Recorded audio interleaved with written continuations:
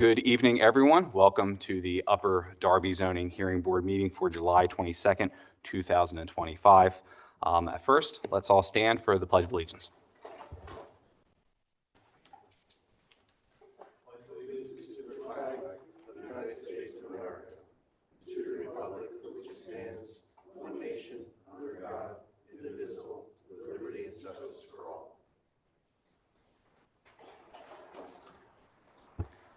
All right, before we begin, just a few brief announcements. First, there was an error in the agenda. It states there's going to be a continuance for application number 7-1 of 25 for the property located at 610 South Cedar Lane. That is not being continued. That will be heard tonight. So if you are here for that application, that will be heard. That will be heard right around the fifth spot, right prior to number 7-2 of 2025. Generally, we'll be going in order tonight with a few minor exceptions I'll get into in a moment. Prior to tonight's meeting, the board met in a brief executive session to discuss tonight's applications. We're here this evening with a three-member board. So to any applicants in attendance, you will need a vote of at least 2/3 of the board to get whatever relief you are requesting this evening. For anyone who is not in attendance this evening as an applicant or an applicant's witness, there are a number of different ways you can participate, namely two. First, at the end of every application tonight, you will be able to make public comment. If you are in favor of an application, if you're against the application, or if you feel anywhere in between, you can say whatever you would like during public comment at the end of your particular application. If you feel that you have a more specialized or direct interest in an application, you can alternatively request what is called party status. Party status basically functions as more or less you are your own attorney. You can cross-examine witnesses, present evidence, make argument to the board, and ultimately, after a decision is rendered, you would have the right to appeal that decision to the Court of Common Pleas of Delaware County. We have party status request forms in the corner. I would ask that anyone who is interested in party status, please fill out one of those forms for us. And at the outset of every application, I will request if anyone would like to make that request for party status. We have a very packed agenda tonight and a packed room, as I'm sure everyone here can see. The board does have a 10:30 p.m. sunset time where we will cut off all applications, and anything that is not heard will be continued to our meeting next month, which will be August 26th at 7 o'clock here in this room. We will do our very, very best to get through all of the applications here tonight, and we ask that you be patient, and we will do our best to hear you. As I mentioned before, we're generally going to go in the order of the agenda. However, we're going to make two small exceptions. First, we're going to proceed with application 7-9 of 25. Second, we will proceed with application 7-5 of 25. These are extension requests. After that, we will proceed in the order in which the applications are listed. So, moving forward, we will be moving forward with application 7-9 of 25 if the applicant GSI CCAN LLC is here. Thank you so much. Good evening. My name is Gina Gerber. I'm here on behalf of the applicant this evening. I'm an attorney with Riley Riper. I'm joined by Scott McClary, who is a representative of GSI CCAN LLC. If I may approach, I do have some exhibits for this evening. Sure, I'll take those. Thank you. And while you're approaching, I'm just going to mark a few exhibits for the record here. Exhibit ZHB1 will be the application packet. Exhibit ZHB2 will be the notice photographs, and Exhibit ZHB3 will be the proof of publication. I also have here an exhibit list provided by the applicant with exhibits A1 through A9. These will be accepted as exhibits A1 through A9. Thank you very much. Sure. If it may please the board, I was planning on doing an offer of proof this evening since this is a rather administrative matter. That sounds great. Wonderful. Sure thing. And please interrupt me at any point. Thank you. So I'm joined this evening by Scott McClary, who is the project manager and affiliated with GSI CCAN LLC. Scott, I'm going to provide an offer of proof this evening at the end if you want to just verify that the information I've provided is true and accurate based on your understanding of the record. Okay. Very good. This is a project at 50 South Oak Avenue It's approximately 3.06 acres. The applicant has been before you in 2023 in order to request variance relief relating to this project on several fronts. One was a use variance, several dimensional variances. That application that was in place and the substance of that has not changed substantially since 2023. You all were kind enough to grant an extension of that initial 2023 approval last year. We have a decision that we've marked as Exhibit A7, which is your grant of continuance in Appeal Number 7-1 of 2024, which granted an extension of 1 year. We're before you this evening asking for a further extension of 1 year pursuant to Section 550-54H of your zoning ordinance. I would like to give you a little bit of background of what's happened since the 12 months since you all heard this application. If I may briefly, from what I understand, the applicant has been moving forward through the land development process, and recently Upper Darby Township signed a resolution dated June 18th, 2025, substantially approving the applicant's land development application. Is that accurate? You are correct, Mr. Solicitor, and that resolution is attached as Exhibit A8. Right. So in light of that, not to Nope, by all shortcut means. things here, I'm not sure if the zoning hearing board would like to hear some additional information as to this, or whether the board is comfortable making a motion at this point in time. I'm comfortable with it. All right, if that is that all right with the applicant? Perfectly fine. Wonderful. Thank you. So at this point, we will accept the applicant's exhibits. The record will be closed, and I believe a motion is in order if the board sees fit. I'd like to make a motion to approve this application. Second. All in favor? Aye. Congratulations. You'll receive a written decision in 45 days. Great, thank you. So the next item on the agenda will be item number 7-5 of 25. Will the applicant please approach?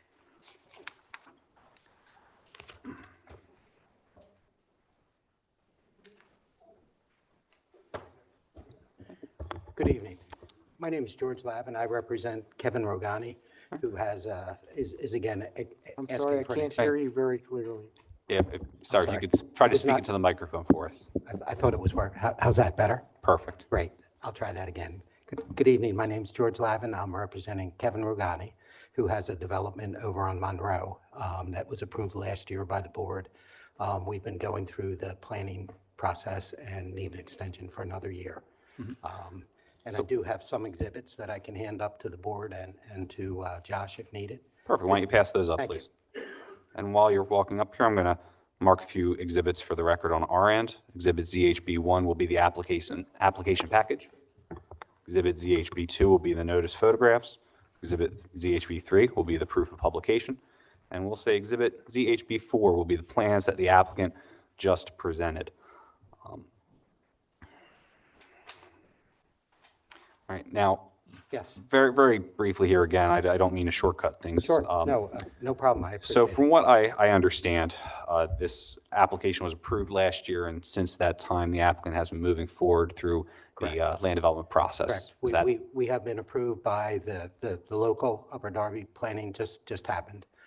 We have been approved by Delaware County Planning Commission, and we are working on, I think we have one more step. We have to go to the Shade Tree Commission, and then we are going to make a final presentation to the council, hopefully at the end of this month, if you approve this extension.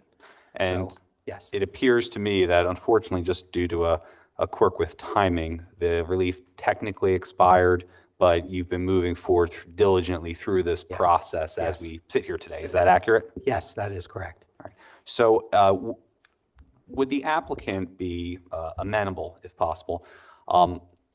We have here as part of your application package, the prior zoning hearing board decision approving the relief last year. Yes. The facts in that in that decision, has anything substantially changed from that time until now with regard to the actual plan itself and the I need relief? to, and I can ask Aaron here, who's the architect, but I believe the prior zoning board approved a driveway, if you can look on the diagram, to the right of the additional house. That has been removed, and we have made the driveway between the two the new house and the old house a little bit wider. But that's substantially the only change that has been made.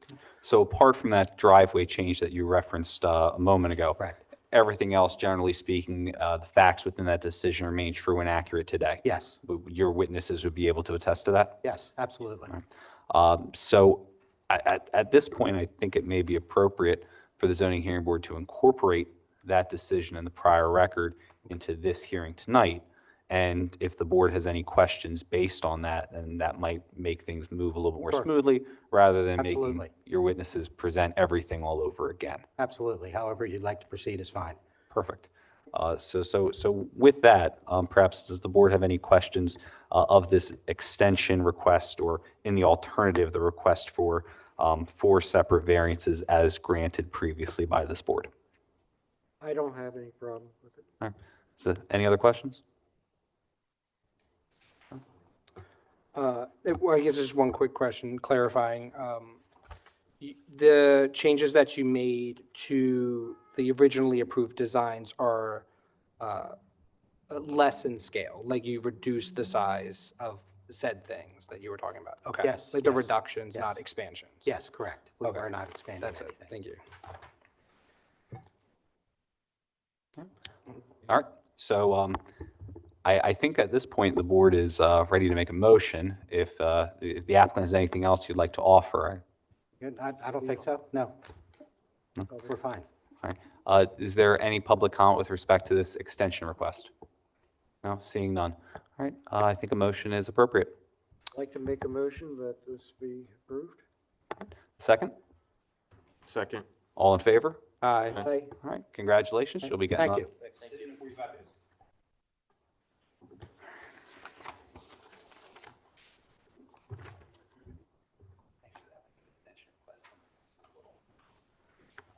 All right, so now we will be proceeding pursuant to the actual agenda here. So the next application will be item number 5-6 of 2025. If the applicant is here, please approach. So before we begin, this is the application for the property located at 2316 Garrett Road. Is there anyone in attendance who would seek to request party status at this time? All right, seeing none, I'm going to mark a few items for the record. Exhibit ZHB1 will be the application package submitted by the applicant. Exhibit ZHB2 will be the notice posting photos, and Exhibit ZHB3 will be the proof of publication.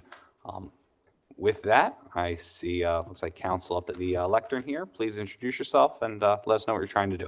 Good evening, members of the board. My name is David Shafkowitz. I'm here tonight on behalf of the owner of the property, 2310 to 2312 Garrett Road LLC.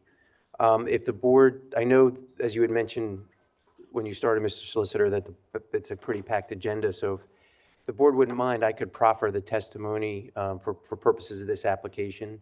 With me is a representative of the property owner who can then verify that the information was accurate and true. I think that would be appropriate. Thank you. I appreciate that. As noted, the property is located at 2316 Garrett Road. It's located in the township's R1 residential zoning district with the corridor overlay district. The property is currently improved with a 3-story structure consisting of a mixed use of residential units on the 2nd and 3rd floor and commercial space on the 1st floor. What I'd like to do is I have some exhibits I'd like to pass out just to give the board some inclination what the property looks like and what's being proposed. Sure, please approach.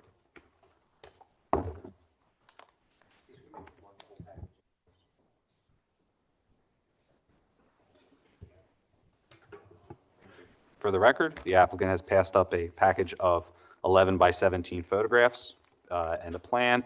There's 3 pages stapled, so this will be marked as Exhibit A1. And before we get in a little bit more detail on the exhibits, I think what I'd like to advise the board about the property is that the surrounding area of where the property is located is a mix of commercial uses and residential uses, especially with the properties directly adjacent to this parcel are of the same and similar shape as shown on the first page of A1 in that we have a 3-story structure adjacent to us as well, both with residential units on the second and third floor and commercial, essentially storefront space on the first floor. As noted, the property does front on Garrett Road. Which contains several spaces of off-street parking. This particular property itself doesn't contain any parking spaces, which is part of the relief being requested, but does have an area in the rear for loading and unloading, which we can talk a little bit more in more detail, but is also noted on the second sheet, which is an aerial of the property, and you can see behind that there's a driveway that connects from the side street to the rear of the property that allows for loading and unloading for the commercial spaces. What is being proposed tonight is to convert what once was looks like from the photos, a former karate studio, to a 1,200 square foot neighborhood convenience store. The applicant, as I noted, is proposing just to use about 1,200 square feet on the first floor. The proposed use as a convenience store would be purely typical of a commercial convenience store that just provides for snacks, sodas, milk, coffee, and a small amount of tobacco products. The intended hours are 9 a.m. to about 12 a.m. There would be one employee proposed for each shift at the time. There's no food preparation being proposed. And the intent of this particular type of use is for the immediate community. It's likely that the users here would be people who live in the community, live near the community, but with our on-street parking, we anticipate that the users, to the extent that they stop at our store, will be able to make use of that on-street parking, hopefully be quick in and out type of thing, because we're not preparing their food, they're not sitting for a restaurant, or even, as the prior use may have been, staying for a karate class. So we expect the users to move relatively quickly, to the extent we hopefully get a lot of users, a lot of customers. But having said that, the first floor, as you can see by the photographs, was designed for commercial space. The evidence certainly suggests, as the photos note, that there was prior commercial uses on the first floor. Even the photos suggest, as noted, that a karate studio was located there prior to my client's acquisition of the property. Property is currently vacant. And the karate studio is a type of use that, as I'm sure the board is well aware, with the corridor overlay, is not one of the type of commercial uses that would have otherwise been permitted. The otherwise permitted commercial uses really were limited to office or restaurant, which I think is kind of unique in a situation where the type of storefront you're trying to create is something that would serve the community as a restaurant or office, but there was always no parking here. This building, whenever it was designed, and my guess is probably in the 1940s, there wasn't provided for any parking. So this is the type of condition that has been inherited through the years with the property and the uses of the property that have gone over time. So I think if the board, even though our application today is for a variance, if the board was looking for a method to consider the application further, is that it could be under the zoning ordinance a conversion of a non-conforming use to another non-conforming use. Granted, that old non-conforming use is not there today, so arguably that's why we requested the variances. The variances are from section 550-8 to permit the retail space as a neighborhood commercial retail store, and then the other variance is from 550-33.a to allow for 0 off-street parking because none has never been available to the site. As noted though, however, and I recall from other applications I've held with the board, the concept of, well, how does loading and unloading going to work then if there's no parking? And I think one of the things that is evident in the second sheet of our aerial plan will show that there is access to the side street. There is an area that is intended for loading and unloading for this commercial space, as well as some of the other commercial spaces along that street front on Garrett Road. And the type of commercial, because of the type of product they're using, we certainly don't expect anything more than the box truck type of deliveries, whether it's what you guys have seen in the past, that for soda type deliveries or for chips and that type of thing. There's And certainly, if the board were inclined and found it was necessary, we would certainly restrict anything beyond that for deliveries from occupying the space or coming to the space, because there would be just no room for that type of delivery. The property clearly is unique in its configuration. It's something that has been designed well before the ordinances were put into place. Property is designed to be a mixed use of commercial and residential. We believe that ultimately the use as a convenience store would be of a less of an impact to the community at large and to the surrounding area. In particular, in that we expect that we won't be using as much parking as necessary because of the quick nature of the use of this particular use, as compared to a restaurant, say, being permitted in this district where people would have to park and stay for a longer amount of time and maybe use the parking spaces more often. Here, we really expect that most of our customer base will be people hopefully using, live in the community, can walk to there and can be quick in their obtaining the goods and services being provided. We also believe that the proposal for this neighborhood convenience store is appropriate and represents a minimum deviation from the zoning ordinance and requires the minimum relief necessary, in that we don't believe it would have the same kind of impact as other uses that are otherwise permitted in the overlay district. That's about the gist of the application. I do have Danny with me, who is a representative of the owner, should the board have any questions. But if there's any questions first, maybe we could do those, and then I could have Danny sworn to adopt our testimony. Why don't we have your witness sworn first and have him adopt adopt your statements as his testimony, and then the board can ask questions perhaps.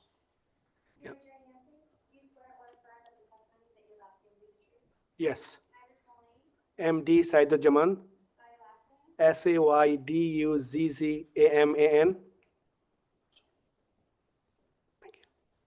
Thanks, Danny. I appreciate you spelling your last name as well, too. You were present in the hearing room during the course of my presentation? Yes. And you heard my presentation in full? Yes. If you were to testify tonight, would you adopt my presentation as your testimony? Yes. Was the testimony or the presentation I provided true and accurate? Yes. Thank you. Just a few brief questions before the board asks questions. When you mentioned the store will be 1,200 square feet, is that the entirety of the first floor or only a portion? That's only a portion. The first floor also comprises the bakery or the other commercial space that's next door. And this area is actually going to be divided into potentially, This is 1,200. but the whole storefront? Whole storefront, 1,200. And I'm just saying, but this part of the building is also, Different, this is different. oh, okay, so that's a different part, next door is actually a separate tax parcel. So this is 1,200 square feet is the entire first floor. Perfect. building. And another question that I know the board members are going to have, you mentioned a small amount of tobacco. What type of tobacco products do you envision selling at this use? That's a great question, and it's very important, I know, to the township, that this is definitely, and we would certainly accept as a condition, should the board be inclined, that this will not be a vape store. It's not intended to be that. It's actually intended to be a real convenience store. What I have done in the past and talked to the board about, or other boards about for these types of uses, is even limiting the amount of either square footage or tobacco sales to behind the counter type of thing, but it's really just intended to be cigarettes and e-cigarette type of sales. Is that correct? Yes. All right. So if the board has any questions? What is your expectation of the e-cigarettes usage? You want, well, Dan, you want, I could proffer that, but it wouldn't be any different. I know Wawa is probably a bad example because they're bigger stores, but if you know that all their product is behind the counter and in limited space, and it's limited to cigarettes and then whatever the current e-cigarette type product lines are, but that's all they intend to do in terms of offering that product for sale. So, I hope have I a- explained that If correctly. you don't mind, Bob. I have a follow-up question on this, actually. Since you mentioned that you were willing to possibly accept conditions, And since you said that the primary function of opening this business would be a convenience store, would you be open to accepting the condition that it would only be a convenience store and that you wouldn't sell tobacco products? How important is tobacco products to your business model? That I would have to let the client answer, but I think a small component of offering tobacco, and that was the other option, is that if I have 1,200 square feet, and if the board were inclined to limit that because we don't want the risk as much as the board doesn't want the risk of it turning into something other than the convenience store, is limiting the square footage. You know, if it was 150 to 200 square feet of area that would be dedicated for that type of thing, if that's sufficient, that would be the type of thing we would look for. I think zero tobacco sales could hurt the ultimate sales model, so. Have you considered looking at different locations? If tobacco products are so important to the business model, what other properties have you looked at that are not in the R1 specifically? Like in a shopping center, for example? Well, again, the intent is to sell cigarettes as part of a convenience store use, not make it our total focal point, just one of the many products that's being offered. So, and we're trying to do it in a way that would be a benefit to the community. I know it's R1 and has that commercial kind of overlay to it. With And- use variance? Yeah, no, I'm not disagreeing with you on that. But it's, the thought process would be that we're trying to provide a use that would be beneficial to the R1 residents in the area. And being in a shopping center or being away from people who can come to our store wouldn't really serve the purpose that I think my client's trying to generate at this location. So, Thank you. hope that helps. My concern while I was asking that question is you're relatively close to some schools that are in the area. I'm not going to say that it's 500 feet, but you're relatively close. So I'm concerned about the It's directly tobacco, across from a vapes, daycare. and the other type of products that One of the other would things. entertain an audience. Yeah, no, and, believe me, we understand that too. And one of the other mechanisms that maybe we could use is through Josh's office and through the building department, because we would have to come in through a building permit, is that we would, obviously submit those plans, or to the extent if it's just, really isn't that much interior renovations, we have no problem submitting that floor plan first to the township staff so we can confirm that, with their input, that we're going to limit that exposure. I know it's a tough question, and it's not, we definitely don't want it to be a place where A, kids are hanging out, and B, we don't want it to be a place where it turns into something that it's never intended to be. And we really want to limit, we want to have the ability to sell the product, but we don't want to have that to be the primary source of our revenue for the location. And I think with the other idea of it just being pure convenience commercial or convenience retail for the residents, that we really hope we sell more milk than we do cigarettes. But we just, we'd be happy to accept any mechanism that gets the board comfortable with making sure that there are no way that becomes the primary focus of our location. What did you say the proposed hours of operation were? That client had told me from 9 a.m. to 12 Noon or midnight? midnight. What are the, I think you said next door was a bakery. What are the other, are there other open commercial businesses on that? I think down, for a little bit further down the street in the building, as you can see on the plan that's labeled 2312. I believe the restaurant that building is currently being renovated, and there's a restaurant proposed for the first floor. Is it true that there is a daycare directly across this property? I honestly don't know. Do you know? It is. Danny says yes. Do you know the, how many residential units are above this for just this, parcel? 4. 4.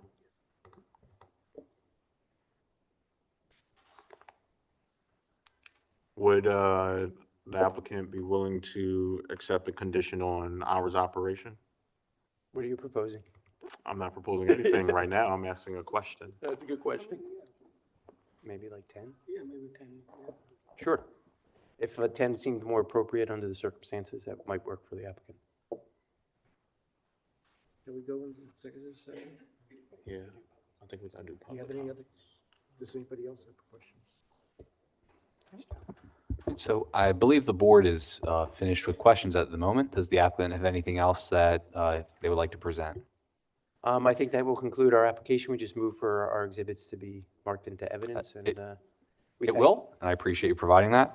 I also neglected to mark the letter from your office, Mr. Shafkowitz, from June 25th of 2025, providing a waiver of MPC timelines for today's continuance.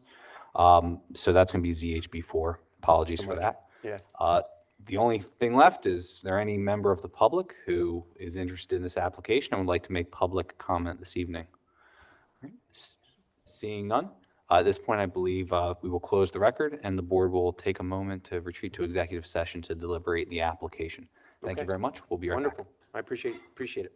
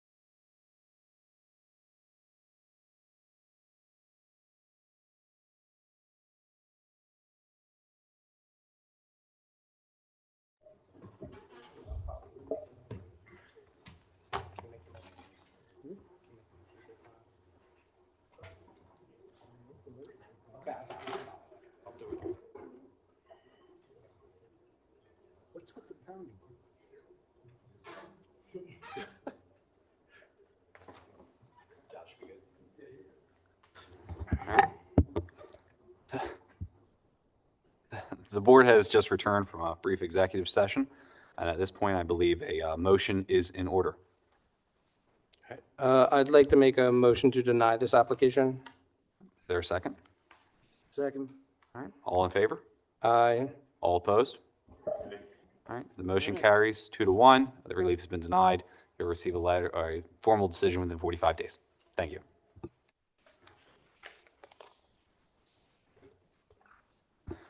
The next item on the agenda is number 5-7 of 25. If the applicant is in attendance, please come on up.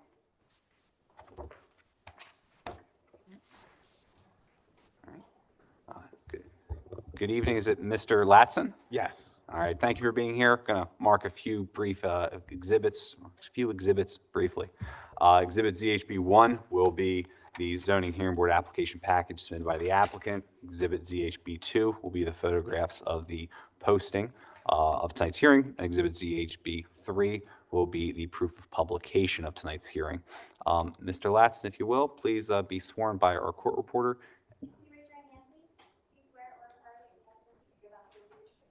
Yes. All right. Before we get started, is there anyone here in attendance who would like to request party status as related to this application for 4 Ardmore Avenue? All right.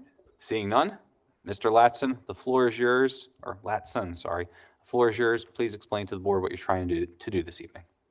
I'm gonna be honest, I didn't know I had to come up here and speak tonight. I wasn't prepared. I'm I would've sorry, I wrote- can't hear you. I didn't know I had to come up here and speak tonight. I wasn't prepared. I probably would have wrote something down. No, I wasn't sure how this worked. This is my first time here, so. Well, let me put it to you this way. Just explain to the board what you would like to do with your property, and then afterward, we'll ask you some questions if there's any additional information we need. Okay? All right, I put a fence on my property, and it's not the 1 foot that's required by the township. They want me to move it back a foot. I'm requesting that. I could leave it where it is. I was trying to make a fence. I got a little dog that likes to escape. My kids have it, so I made a fence for him. I'm usually good with that. I'm a contractor. I work with my wife. She usually checks all that for me. But she called the utility people out. They found the utilities, and one day I had time off, and I put the fence up, trying to make my property look better. All right. So just to confirm, you already installed the fence? Yes. Then after you put the fence up, you realized that it should have been 1 foot off the property line Yep. instead of right on it, correct? Yes. All right. Does the board have any questions for Mr. Latson? Yeah. Do you have any pictures of your fence? Yeah, I thought I sent them to you, but I do have them. Let me find the email. I put a couple in the Google Drive under Was the poster right photos. thing? Oh, under posted. Oh, okay. Thank you, Josh. Sorry. Those are the While, ones you sent. while you're looking at this, You got while he's looking at the pictures, can I ask, why didn't you apply for application like prior to building the fence? Just because professionally you're a contractor?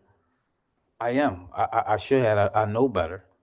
But I was rushing. Wife was on my back, I'm gonna be honest. So I said, let me get this done. I got it done, and then I got a fine. So I said, I should have did the right time, the right way. This would happen. So I'm here now with you guys. How high is the fence currently? 4 foot. 4 foot. And your Little under 4 property, foot. your property's like on like the corner, so Yes, like it's there's on like the a corner. turn. Yes. Have you had a chance to chat with your neighbors at all about like I sidelines? did. They actually asked me, did I need them to write a letter or come down here or something, but Okay. I have the one neighbor there and the other one is a business. And you might be uniquely positioned to answer this, actually. What would moving the fence take? Like, what would that, if you had to move the If it's fence, what would concrete you in have the to do? ground, I just have to dig it up. No. You would have to dig up like the post, all the Yes. posts? Yep. Take it apart, dig up the post. Couple they of holes in my concrete yard I sets? gotta fill. Excuse me? Are they set in concrete? Yes, they are.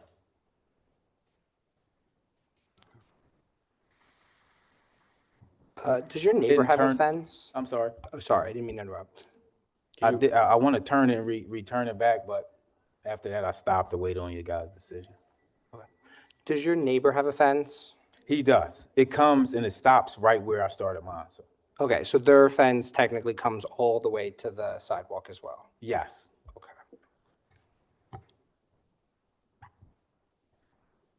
And you said that you said that you need your fence for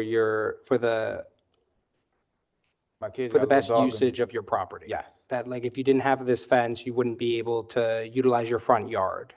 not like I would like. Okay, Yes. thank you. Is there anybody else that lives in there? I have one neighbor. If you're looking at the property to the left and to the right, I have a commercial business. I have a what?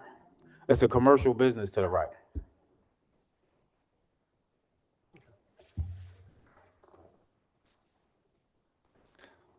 Any other questions?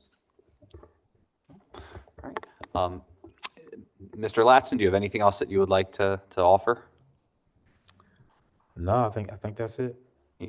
That works. You don't have to, don't worry. Is there any public comment as related to this application? Seeing none, we're going to close the record, and I believe a motion would be in order. I'd like to make a motion to approve this application. Second. All those in favor? Aye. All right. Congratulations, sir. Your application has been approved. You'll receive a written decision from my office in the next 45 days. In the meantime, if you have any questions, you can call Josh and the building office. Okay? All right, thank you. All right. Have a good night.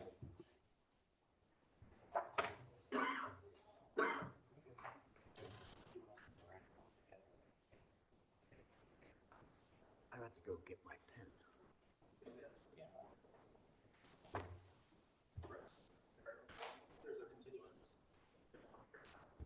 Yes, yes, we will. For sure. All right. Come on up, sir. Wait, we don't need Bob for that, do we? No, it's all right. Nice to see everybody again. Long time no see. All right, which application is this? This one surprised me. I just went out to the hallway and asked if I can do a favor for number 12, MD Raman, number 7-8 of 25. Okay. 7-8 of 25. All right. Again, my name is David Shafkowitz. I'm here on behalf of the applicant. Mr. Raman's original attorney apparently is unable to make the hearing tonight, so he asked if I could step in and make a formal continuance request, and on behalf of the applicant, offer all the necessary waivers from the holding of the hearing and issuing of a decision pursuant to the MPC, which we could follow up in writing to Josh tomorrow. That's perfect. We appreciate it. Does the board have any objection to that continuance request? All right. No. Perfect. So in this case, we'll open the hearing. We'll continue it to August 26th, 7 o'clock, right here in this room, and we'll send out the appropriate notices. Thank you very much, Mr. Shafkowitz. Thank you, everyone. Have a good night. Appreciate it. Mhm. Thanks, Jeff.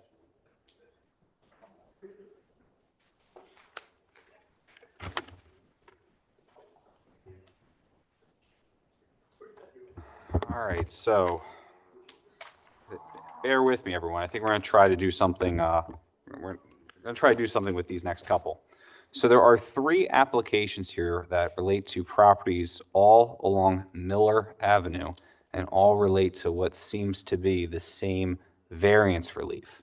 So I believe the board, in an effort to get through all these applications tonight, wouldn't mind hearing all 3 of these together. So we've got application number 6-1 of 25 for 7328 Miller Ave and 7326 Miller Ave. We have application 6-2 of 25 for 7322 Miller Ave. And then we also have application 7-4 of 25 for 7324 Miller Ave. Can all of these applicants please come up? That's only 2 of them. The other guy is not here. Okay, so I'm sorry, do me a favor, can you just introduce yourself for us? My name is Omalio Eliasen. All right. Omalio Eliasen, Eliasen. My last name is Eliassaint.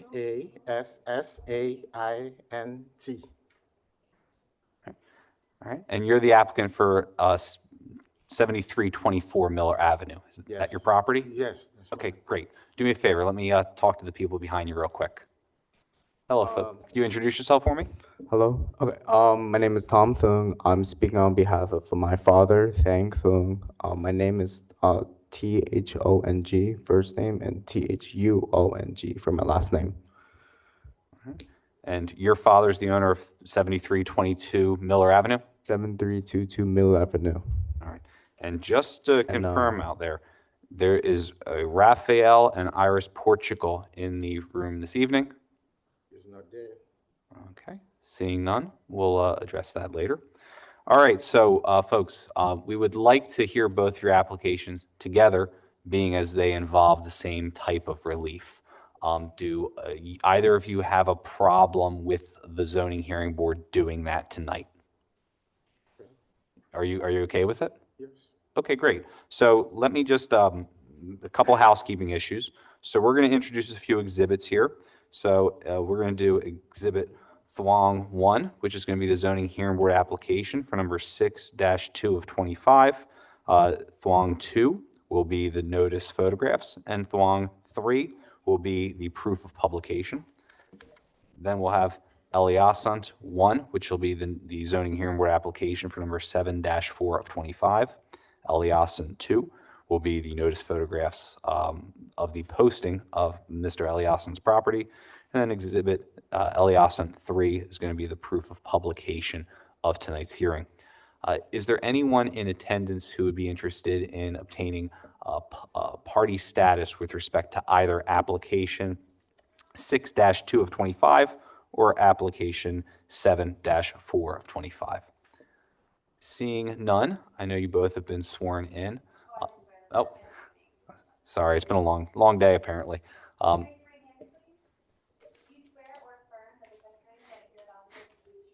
Yes. All right, so Just the two of me, or just me and. I think this guy can be speak. all right, well, how about this? Because his English maybe is better. All right, Mine, you know. He will be a witness as we share the same property. that sounds, Area. here's what we're going to do. I'm going to give you each a moment to tell us exactly what you're here to ask the board, and the board's going to ask each of you questions individually, if that's okay.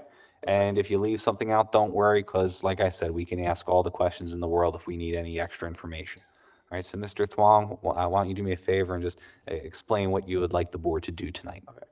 You can just call me Tom, but That works. Apologies if I mispronounced your name. I'm sorry. no worries. So we would like to have a parking permit for our driveway. The reason for that is because what my mom had told me is that it creates a sort of like a raining ramp where the water would flow down to the sewage, and we had problems where our garage or our basement would flood. And so because of our driveway, we were able to block that. That's what I was told. All right. So let me just make sure I understand. So you did some work to basically provide a bit of a driveway in front of your house at 7322 Miller Ave. Is that right? Yes. All right. And you're saying that apart from allowing you to park a car on your property, it also helps with flooding from your house that was going into your basement. Is that right? I also live in that property, so I've seen them before, and I could testify that we did have a lot of flooding problems, and because of that driveway, we were able to have, no flooding at all. And Also, I would like to mention that it also provides parking, as we are a small family, and now, correct, I just want to make sure I understand this work that you had done. You didn't get permits from Upper Darby Township before you had that driveway installed. Is that right? yes. Yes. I wasn't aware of the permit, or my father has not been aware of the permit. And you realized after you did the work. Is that correct? Yes. Okay. before we get to you, Mr. Eliason, I think the board now will be a time if the board has any questions of Tom, and then we'll ask you to come on up. Okay. Sorry, I just want to keep this straight. Which property is yours? 7322 Miller Avenue. 22? I also have these zoning notice photographs that I could bring it up to you guys. Please. Is it fine if I go up? Yeah, come on up.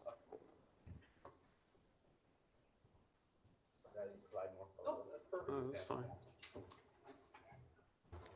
And for the record, the applicant has provided 2 photographs that we will mark as, apologies if I say this incorrectly, Thuong, Exhibit Thuong 4. So I'm going to pass these over to the board. Oh, and And, also,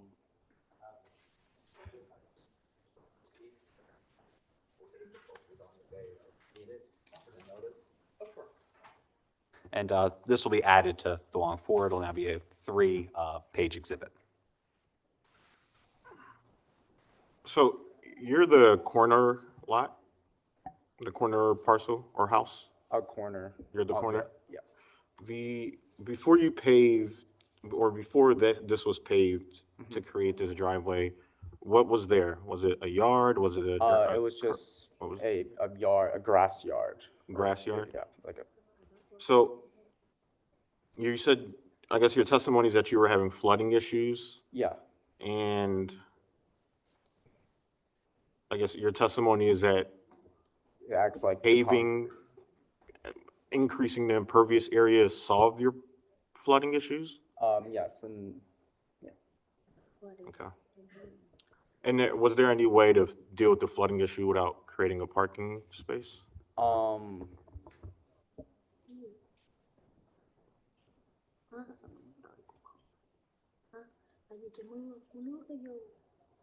My mother has told me, that there was a lot of heavy rain during that time, so we had a lot of problems flooding in our basement.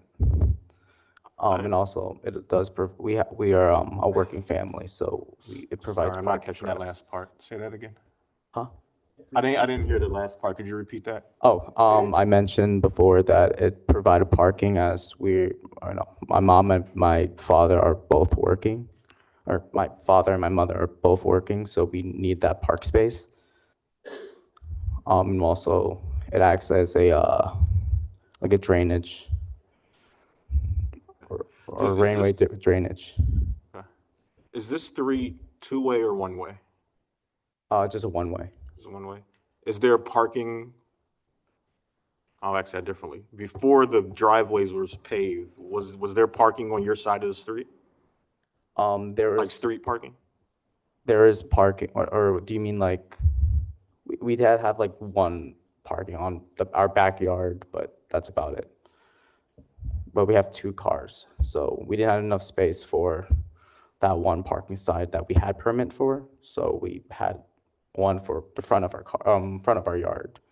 No, so Then I the- understand that. I guess what I'm trying to, and if you don't know, that's fine. Maybe one of your neighbors may, but I'm trying to determine whether there's legal street parking on your side of, your house's side of the street. If currently, and if not currently, was there legal street parking there previous to you putting the curb cuts there? Is what I'm trying to determine or understand. Lúc mà làm có permit, lúc có permit là construction permit, nó lúc mà làm mình kêu nó là nó có permit. From what I was told from my mother, for the construction wise, we did have a permit for it. If that's what you're. I think the question was, before you did this work to install the driveway, was there parking on your side of the street? Street parking on your side of the street in front of your home? Yes. Is that the On my part of the question? Side, on my side of, or the side of the house. Correct, along the curb in front of your house. was On the there street curb. parking? No, there was no parking. Was We there couldn't- before? Before, there's no parking on my side. Street down. Sorry? before you put the concrete down, was there the ability to park your car? On the curb? No.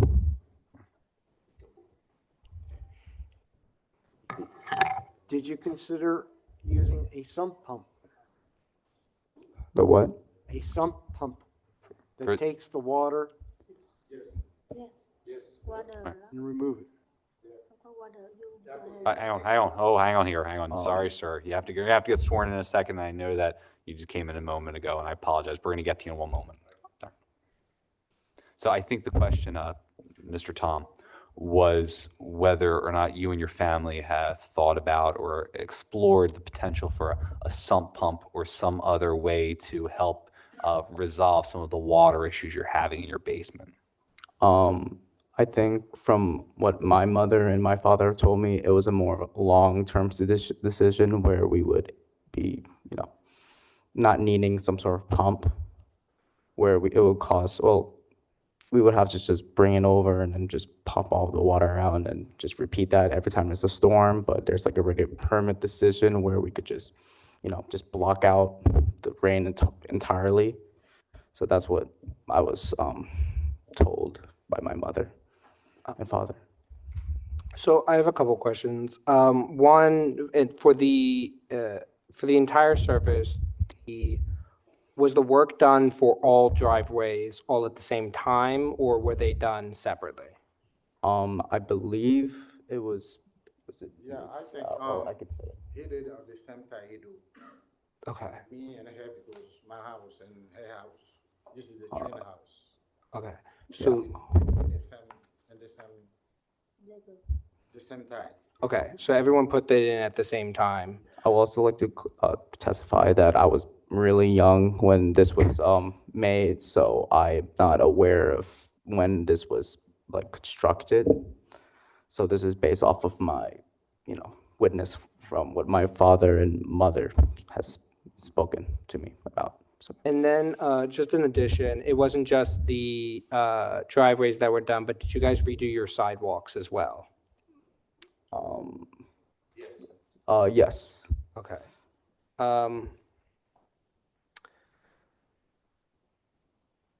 Currently, where does the water drain from your driveways? Does it drain into the intersection? I think this is what, Elm and Miller? There's a drainage on the corner of our house where the water goes. So yeah. Yeah. But like I'm saying, from the driveway, it currently drains into the It street drains and then. towards down the sewage or to the sewage, yeah. And have you guys had any issues with flooding in that intersection? No, Well, No, you don't come in the flood is at the street. But the time he come, but inside the basement, sometimes you have the water is pumped. Yeah. Down and the basement. no, yeah, I got their flooding in the basement. I just meant in the intersection at that street. Have you guys ever experienced any flooding, where the two streets meet? Hang on, give me 1 second here, Art. Okay, I'm yeah, sorry, you're gonna have Kyle. to swear, yeah. All right, let's, is it Mr. Portugal? Okay, I thought so. So I've, obviously, for the record, sir, why don't you is it Mrs. Portugal? Why don't you come on up real quick because you need to get sworn in by our court reporter. Hi. Yes. All right, so very briefly here, Mr. Raphael and Ms. Iris Portugal, am I correct? Okay, so you are the applicants for number 6-1 of 25 for the properties at 7325 Miller, or sorry, 7328 Miller and 7326 Miller. Is that correct? Correct, yes. Okay, just very briefly, because I know that you came in about maybe 2 minutes into this. Usually we do applications, we hear them individually, but because you and your neighbors are asking for the same general relief and the same general issues here, we're putting these all together for the purposes of this hearing today. Thank you, appreciate that. Are you okay with that? Yeah, I'm okay. Okay, great. So now that you're sworn in, you can respond to questions just like Mr. Tom and Mr. Eliasson can, and I appreciate your working with us here. Very briefly, is there anyone in attendance who would like party status with respect only to the application number 6-1 of 25? Seeing.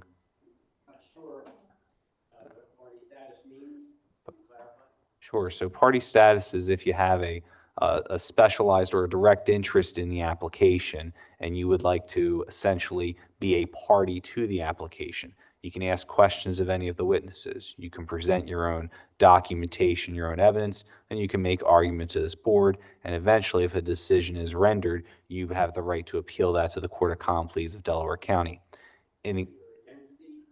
That's if you're for or against it.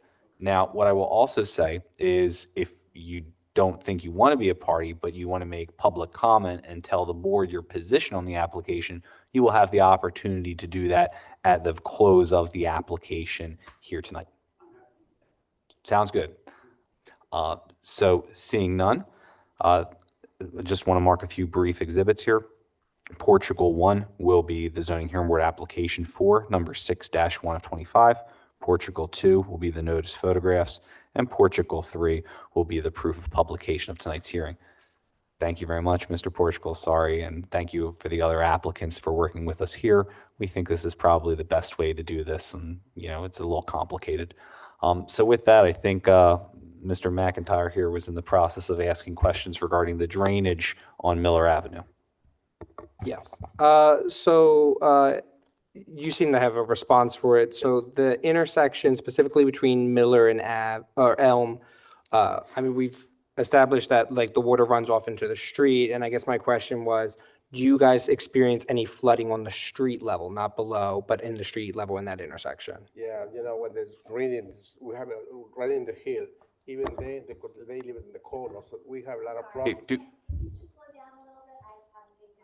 Oh, and do me a favor. I'm sorry. And if you could try to speak in the microphone too. I know you're probably not used to this. Don't worry. That's perfectly fine. Okay. Thank you. But yeah, if you could start your answer again. A lot of issues, when it's raining a lot, and then we have a lot of water coming from the hill into the corner. Right where they live, we have a lot of issues. Sometimes they flood with water into the basement. We have a lot of problems. So we decided to put the concrete, because I think maybe the better way, because there's a lot of filter, the water coming into the basement. And right now we put the concrete, so we have no problem into the water. But sometimes, when it's raining, the water still coming. Yeah. Yeah, we will have a lot of problems over there. Okay. Thank you. No problem. So I don't want to harp on this, but I want to make sure I understand what you're saying. You guys identified flooding issues. I'm sorry, another thing, I'm sorry. You guys identified, I guess, flooding issues respectively. Each of you maybe have had different types of flooding issues. And the solution was to build these driveways so the water runs into the street and flood there? I'm sorry, I don't understand. Repeat again, please. Can you repeat again? So I think the question was generally, it seems like you were having issues with flooding in your basement. Yeah. So the solution to that was by installing this driveway, you were going to redirect the water from going into your basement to going into the street. Is that what you wanted to do? Yes. Okay. And so I guess I have the same question for each house. So I'll start with 7322 Miller, which is you, Tom, right? Do you know how wide the curb cut is for your apartment? Are you talking about the measurements? Just your curb cut. Correct. This is my curb.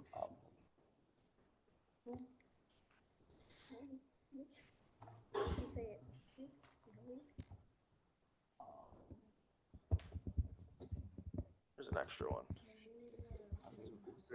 Just say it to the mic.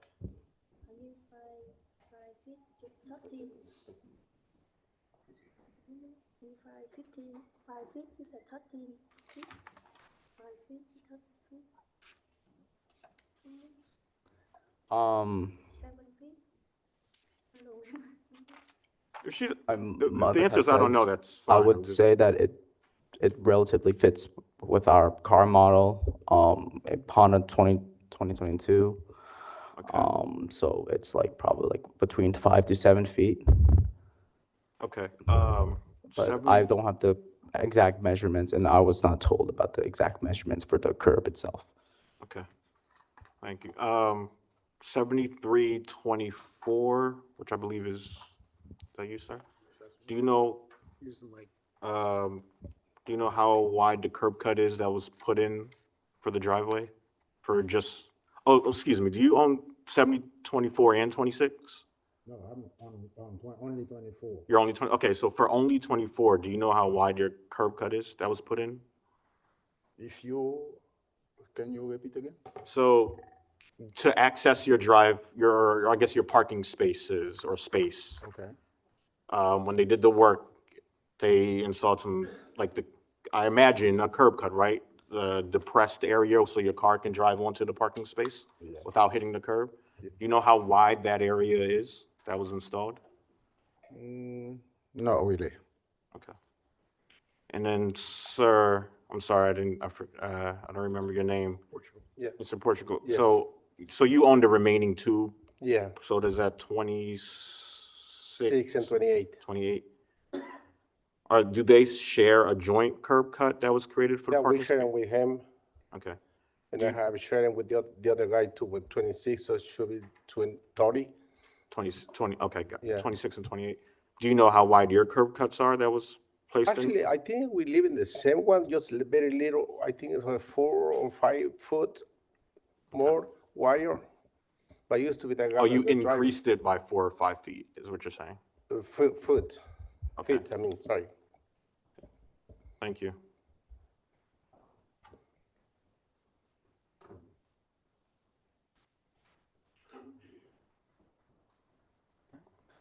Does the board have any further questions? Yeah. I have one question. You talked about the curbing. How wide is your sidewalk?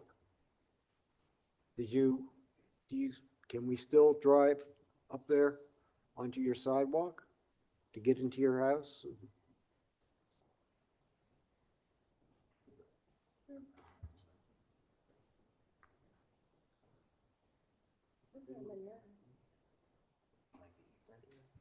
Yeah.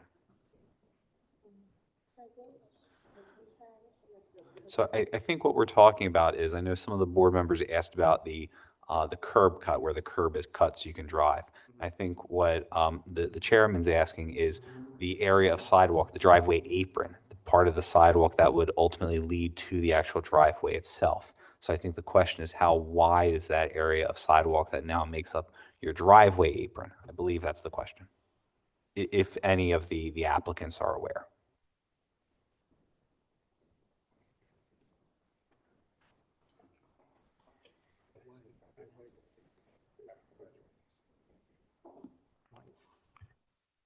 And if not, that's fine too. No? All right, seeing no response. Okay, so I have some consecutive questions. So I'll go by address. For 7322, Tom, I believe, right? Yes.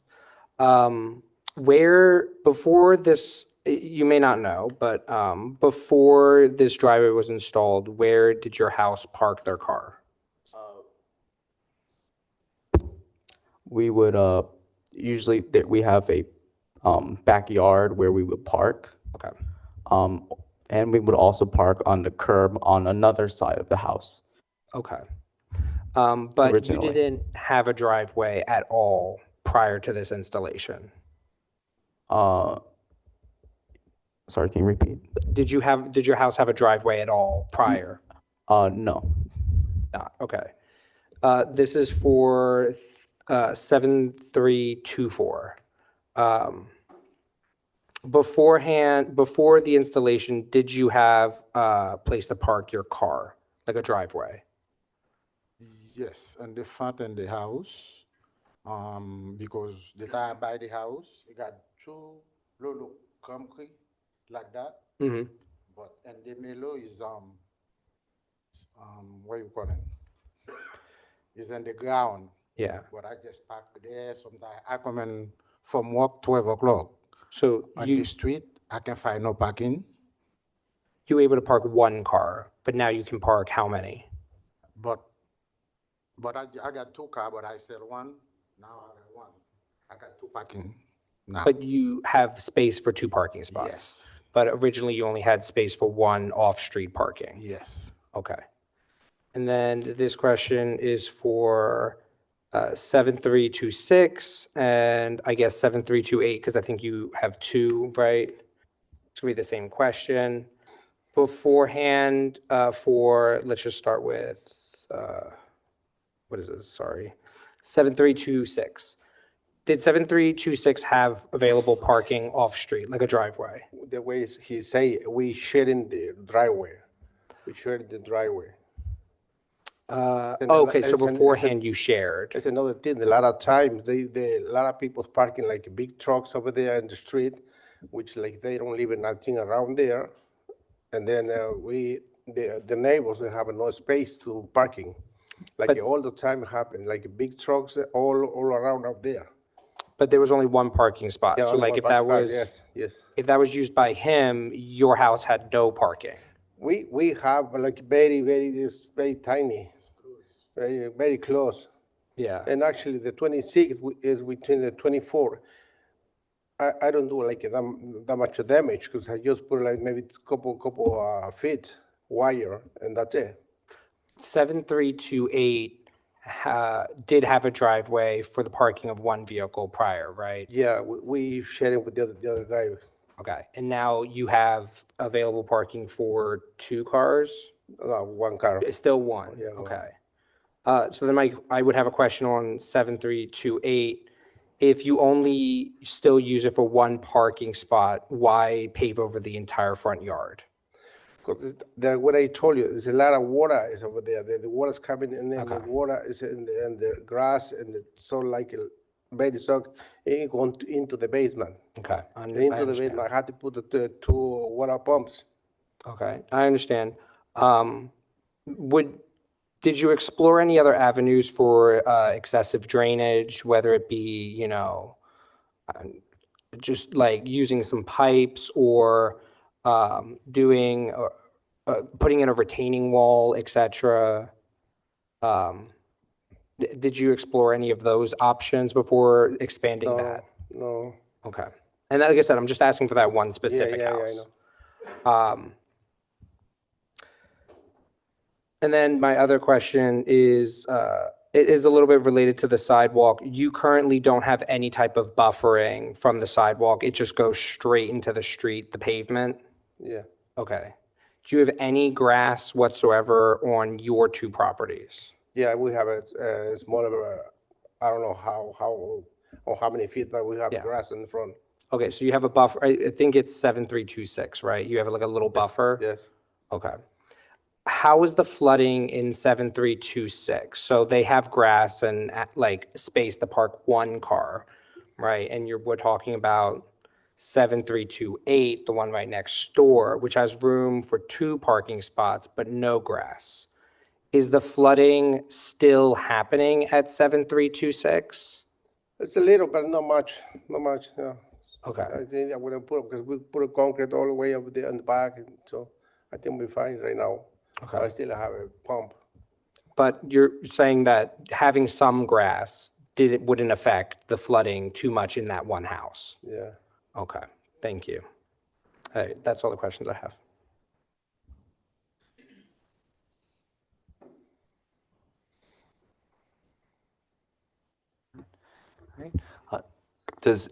Do any of the 3 applicants have anything else that you would like to tell the board?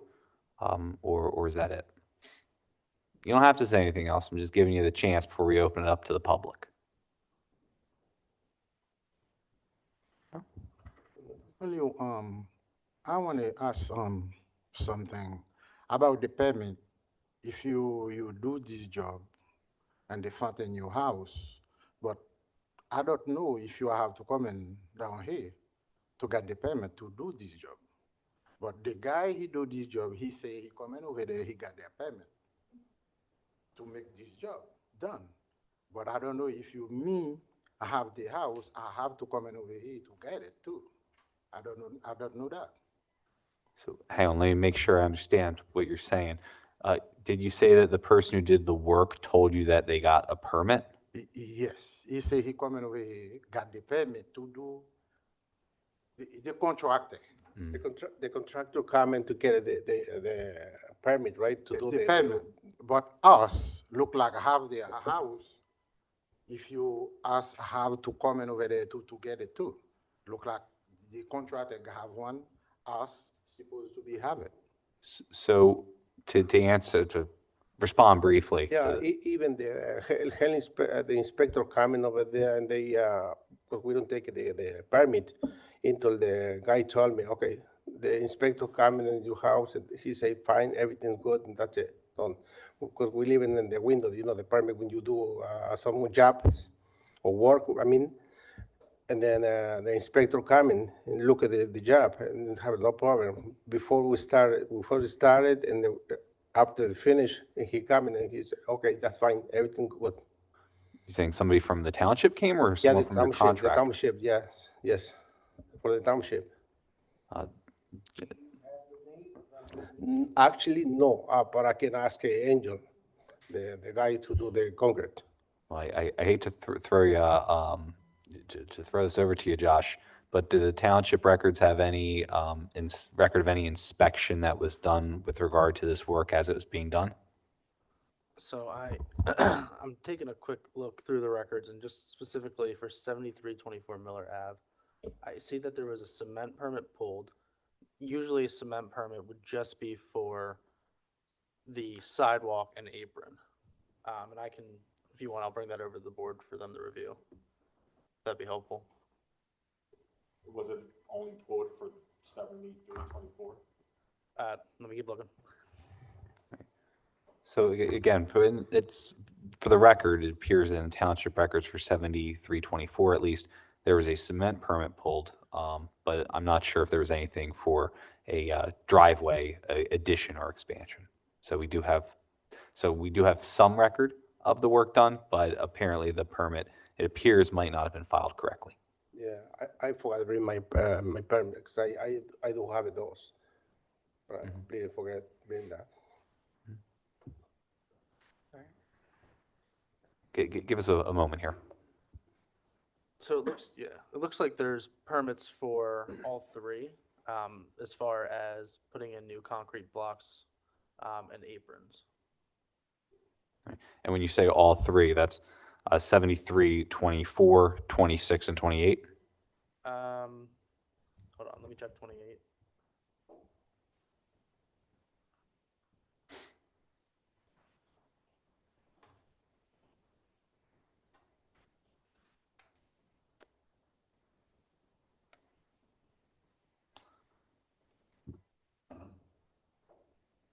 Yes, it appears that there's one for all three, or Okay. all four properties. Okay, so for the record, it appears that the township records show that there was permits pulled for concrete permits, not necessarily driveway permits. So it looks like some work or some a permit was taken out, but not the correct permit. So I understand that might be frustrating, but at the end of the day, you know, even if a mistake happened with regard to a contractor, you know, as property owners, you still have to come before this board to ask for relief. And, you know, had the appropriate permit been filed, then you might have been able to come before us before the work was done. But now, obviously, we're in this situation. So we appreciate you providing that information. Josh, I appreciate you looking through the records to confirm that, so the board is armed with the information as to exactly what happened here. But with that, do any of the applicants, Mr. Eliasant, Tom, or Mr. Portugal, do you have anything else that you'd like to tell the board before we open up to public comment? Any chance I could do? Any chance can you do anything about the lot of trucks in the warehouse where we live in, on the Miller Avenue, on the there's a lot of big trucks over there. If there's, and I apologize here because I know that might be a concern that you have, and one of the reasons maybe you did this work, but that's an issue that you might have to bring up to the township directly. This board only decides zoning related issues. So I understand that, but you know, that's a different board, unfortunately. So thank you very much, everyone. So at this time, I'm going to ask for public comment for anyone interested in any of these three applications. Seeing someone get up. So folks, thank you very much. You can have a seat. Okay, thank you.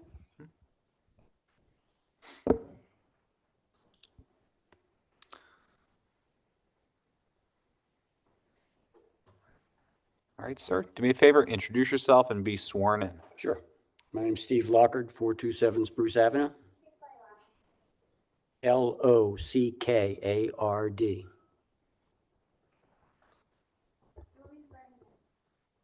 Yes, please. Yes.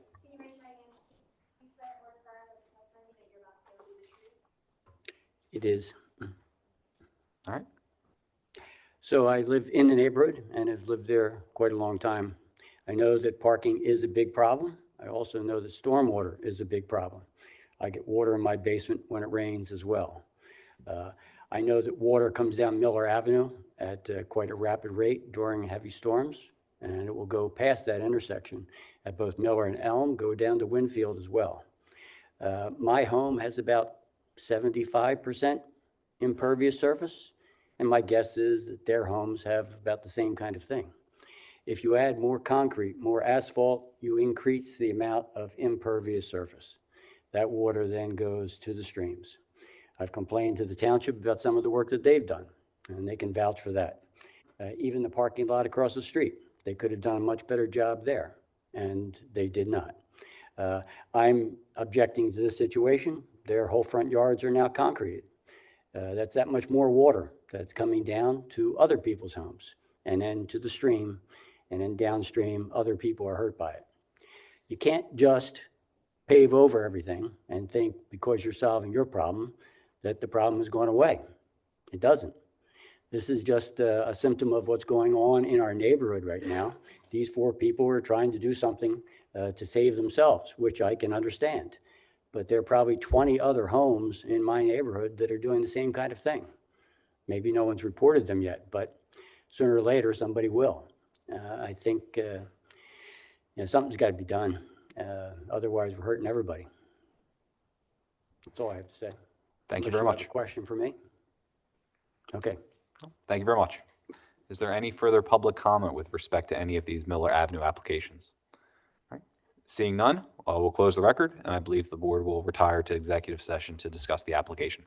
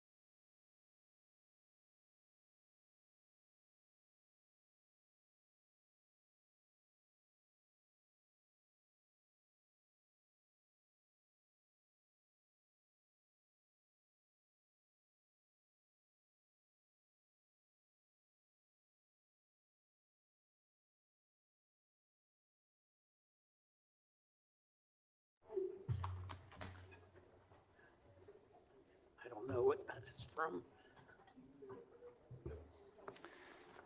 All right, don't know. good evening, everyone. Thank you for your patience. The board has returned from an executive session, and I believe now the board is ready to make a motion. We are going to be making motions on each application separately. So starting with number 6-1 of 25 for the properties at 7328 Miller Ave and 7326 Miller Avenue. Does the board have a motion? I'd like to make a motion to reject. Is there a second? Second. All in favor? Aye. All right. So the motion passes and the relief is denied for 6-1 of 25. Is there a motion for number 6-2 of 25 for 7322 Miller Avenue? I'd like to make a motion to reject. Is there a second?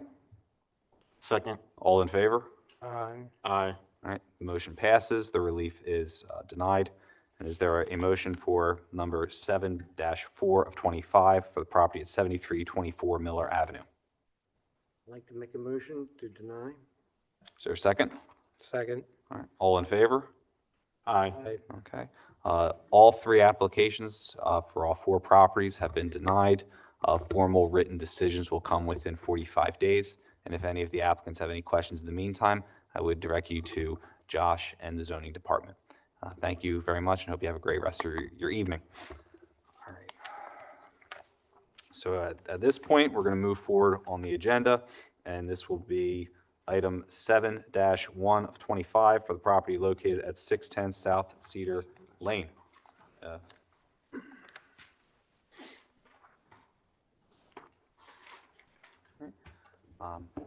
Before we begin, is there anyone in the public who would be requesting party status with respect to application 7-1 of 25? All right, seeing none, we're going to mark a couple exhibits here. Exhibit ZHB1 is going to be the zoning hearing board application package submitted by the applicant. ZHB2 is going to be the proof of posting photographs. Exhibit ZHB3 will be the proof of publication of tonight's hearing.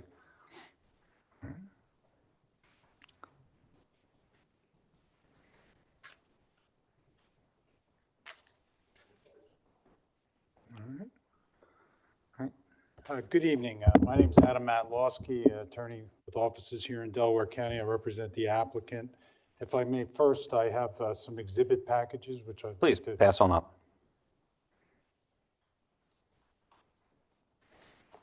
Thank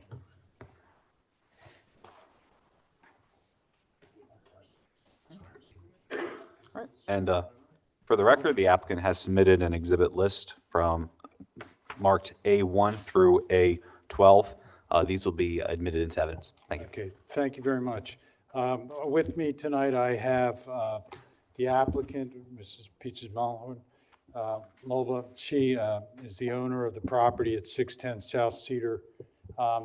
In lieu of the fact that you have a crowded agenda and all, if the board would prefer, I could do a proffer and go through the exhibits, and then the applicant would certainly be here to answer any questions and to verify. I think that's more than appropriate. Yeah, if I can, I would ask that she be sworn in now, though, so in case I need to refer to her while I'm doing this, if I could, if that would be all right with you.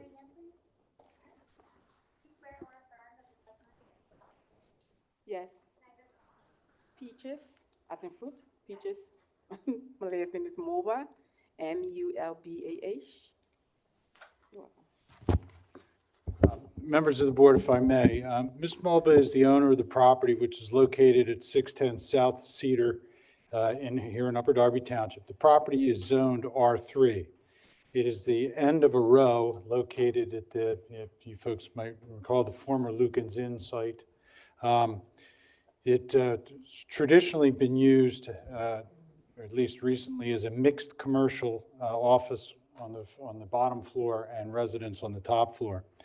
The applicant seeks to use the entire building as a daycare center and seeks the following relief from Code Section 550-8A, which would be a use variance to permit the daycare center use in the R3 district, and should also request consideration of zoning variance to permit less than the required parking.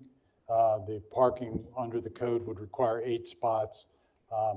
This property is fortunate that it has 4 parking spaces on site, and there's sufficient street area parking to meet that, and we think would support a variance here.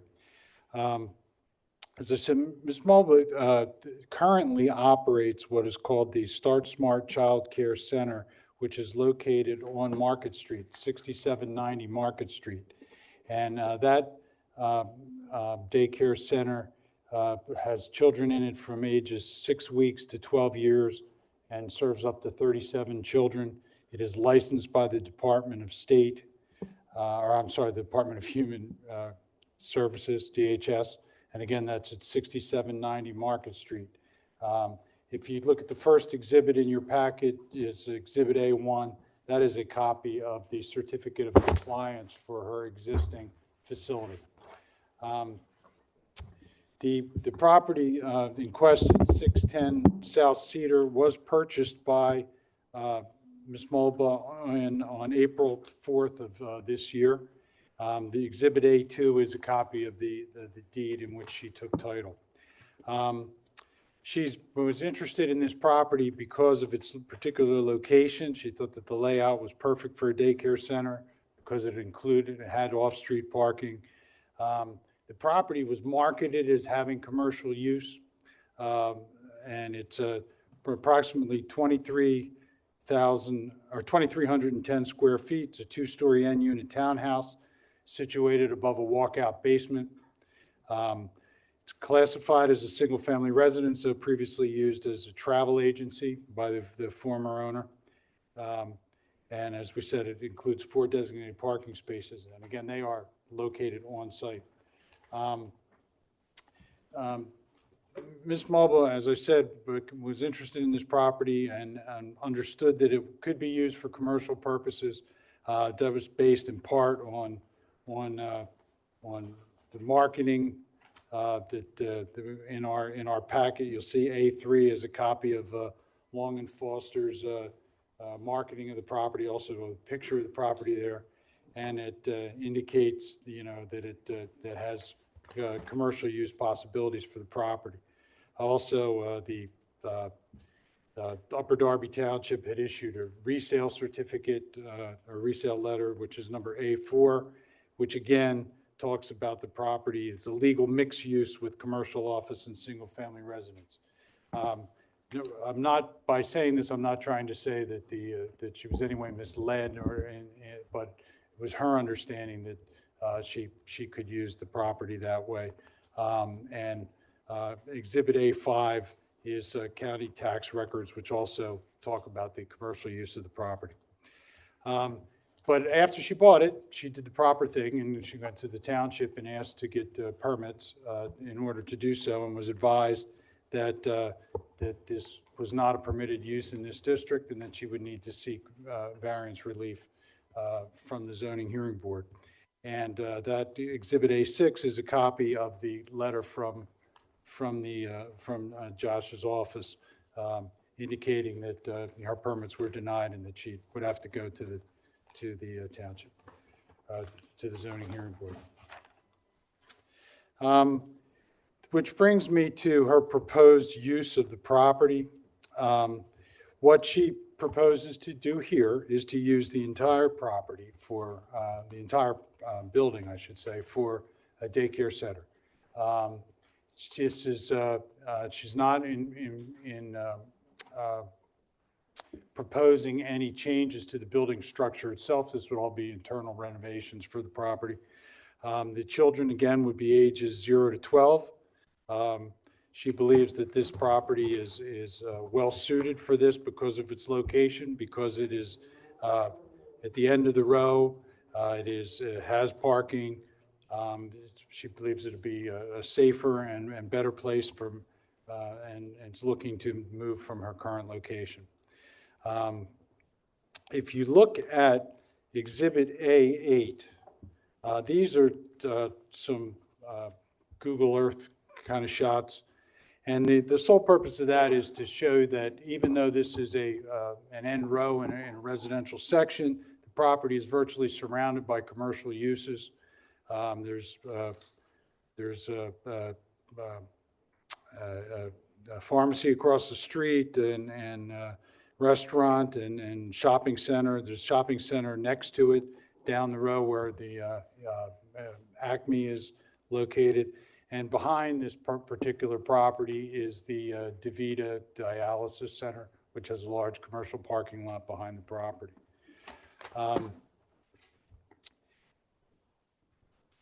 And you can see that with these pictures here, which are number A8. Exhibit A9 is a floor plan of the property and shows how she wishes to use the property. And I'll ask her to jump in if I say anything incorrectly here. But the lower level would be used for the small children, the babies, ages 0 to 3, approximately 15 children. And again, these are approximations because obviously Department of Human Services must approve the site and approve the number of clients that can be on site, and it's based on the square footage and all. But and she has reached out to DHS, but obviously it has to have the zoning approval before she can even go forward with that. So this would, even if you were to grant it, it would be obviously contingent on their approval of the site and their limitations that they would put on it.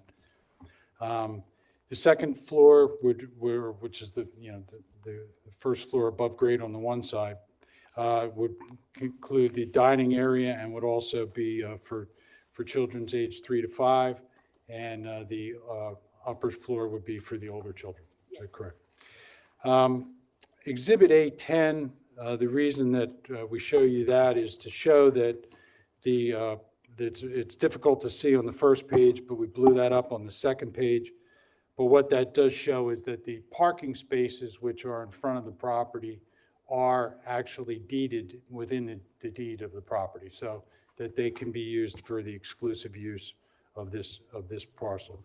Exhibit A11 is a picture of the front, and you can see the 4 parking spaces that are in front of the end unit. And again, they are for the exclusive use of this property. And what her intentions are with respect to that is, I believe there would be, the proposal would be that there would be 6 total employees, but no more than 4 on site at any time.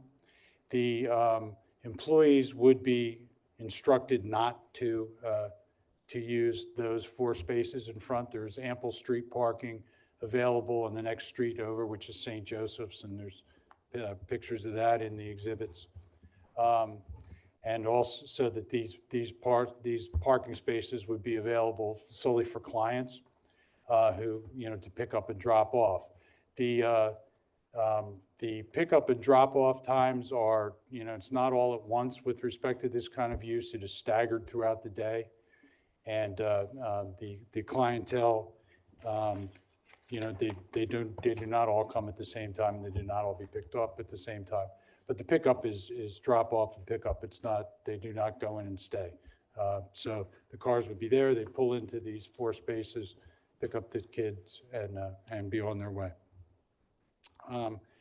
Exhibit A12 shows the St. Joseph Street parking, or just the area and its proximity, and that's where she would direct her employees to park. Understand that some of the employees that she currently has that would go to the new site use public transportation, so they do not even use cars.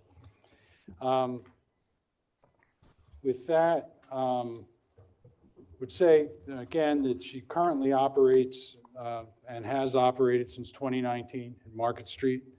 The number of children that would be expected here would be, I think 32 was the maximum. Then again, that would be subject to approval by DHS, but based on her calculations. Again, the ages would be, from infancy to age 12.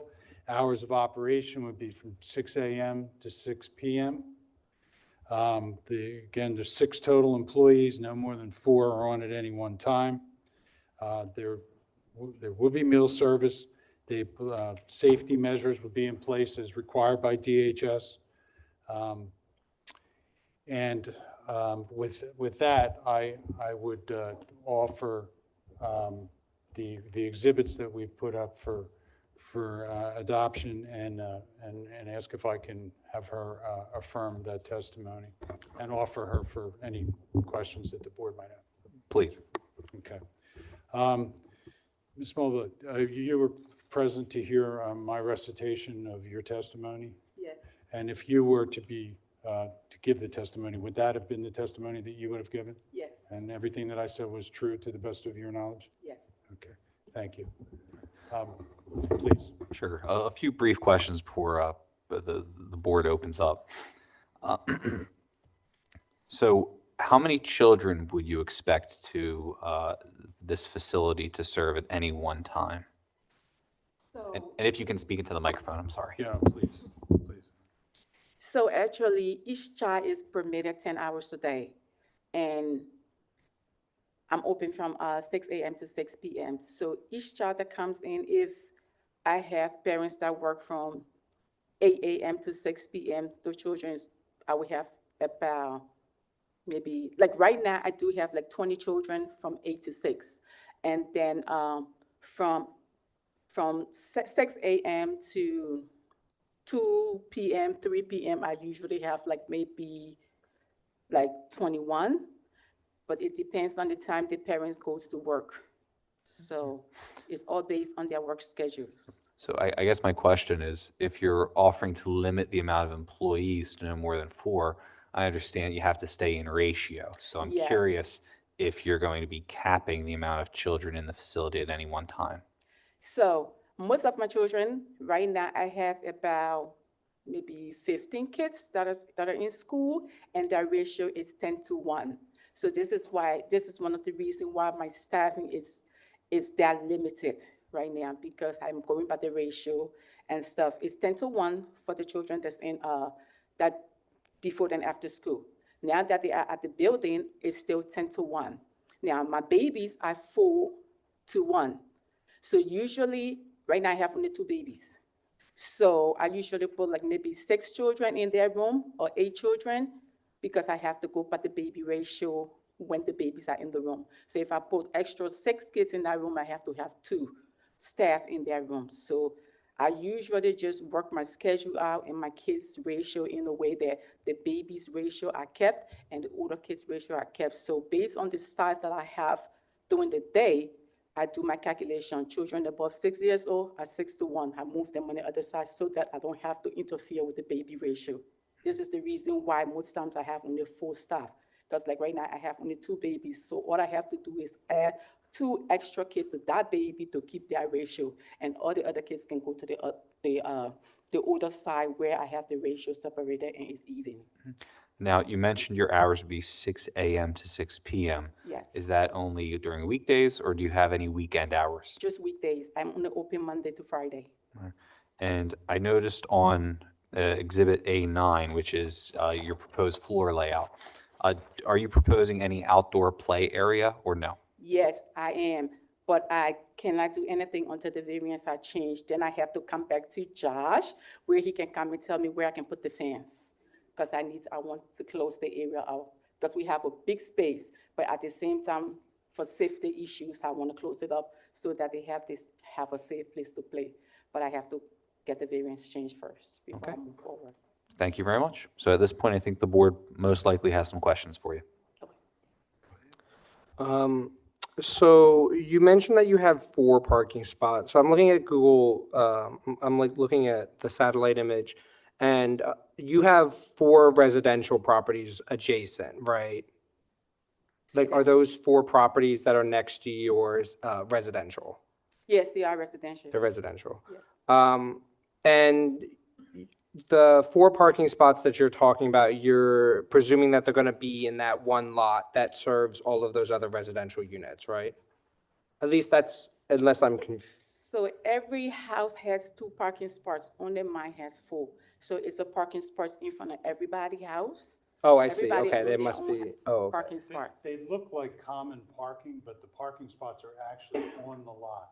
No, I see the 4th spot, sorry. At first I had only counted 3. That's my bad.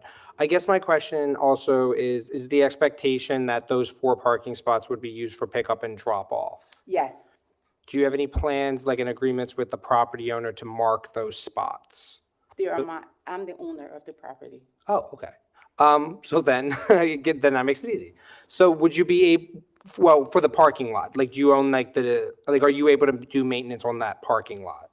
Yes, I can do maintenance on the parking lot, but so far I have been in the neighborhood and spoke to a couple of my neighbors, and pretty much everybody respects everybody parking spaces. Because I know one was parking in my space, and when he saw me, he came out and like, do you need me to move my car? I said, I'm not here yet, like.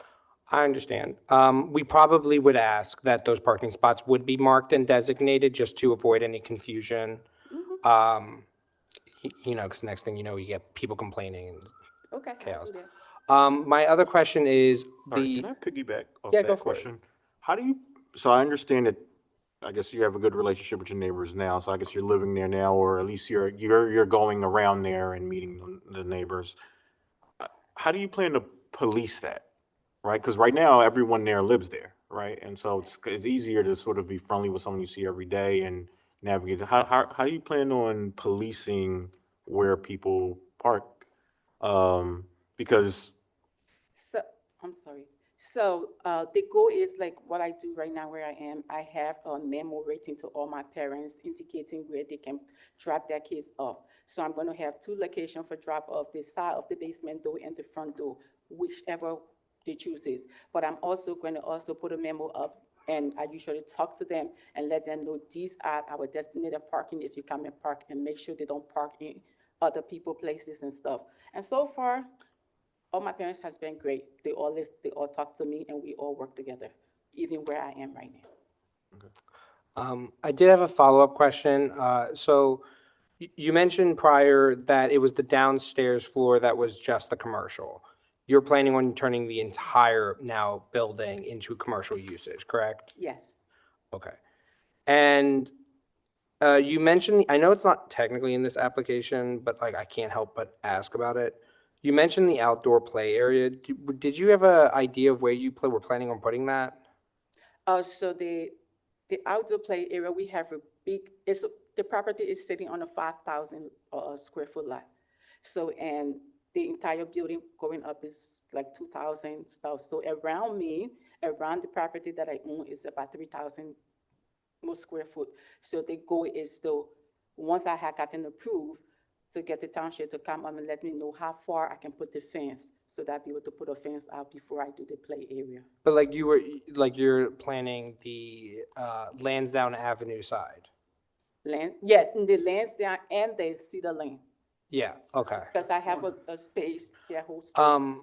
And then another question I had is specifically related to like loading zones. Typically, we would have like a pickup drop-off location. You mentioned that you had about, and correct me if I'm wrong, 20 kids that get picked up around 2 to 3 p.m., which is when the high school lets out, and we know that the bus depot is nearby. 1 minute. Yes. Not 20 kids that get picked up, Oh. about 20 kids between that time, but not get picked up. So Oh, I okay. have about maybe 6 kids that get picked up between 2 to 3.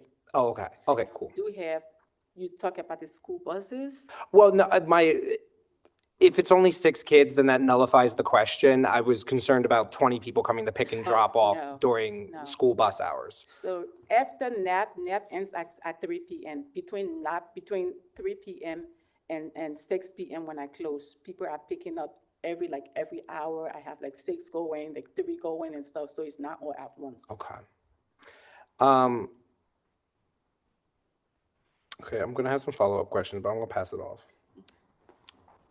your current current or previous location, was that a residential property or commercial property? It was a commercial property. And how many kids did you say about you had there? 37. And I guess for this proposed location, I mean, I think you testified, or your counsel testified, you're looking at about 15 kids, is that right? Oh, no, just for the basement area where the younger babies are, the 0 to 3 months, at least about 15 over there, and the rest of them was gonna be upstairs. Oh, it's okay, the so what's the total that you're, So I know said- it's approximate. I said 'cause- approximately 32. Right now, I don't have 37. I told you 37 because on my paper, that's the capacity, 37 that I was approved by DHS. So DHS has to come over and they have to do their measurements and tell me what I'm approved for. So that's just an estimate of 32. Okay. And how big is your current space?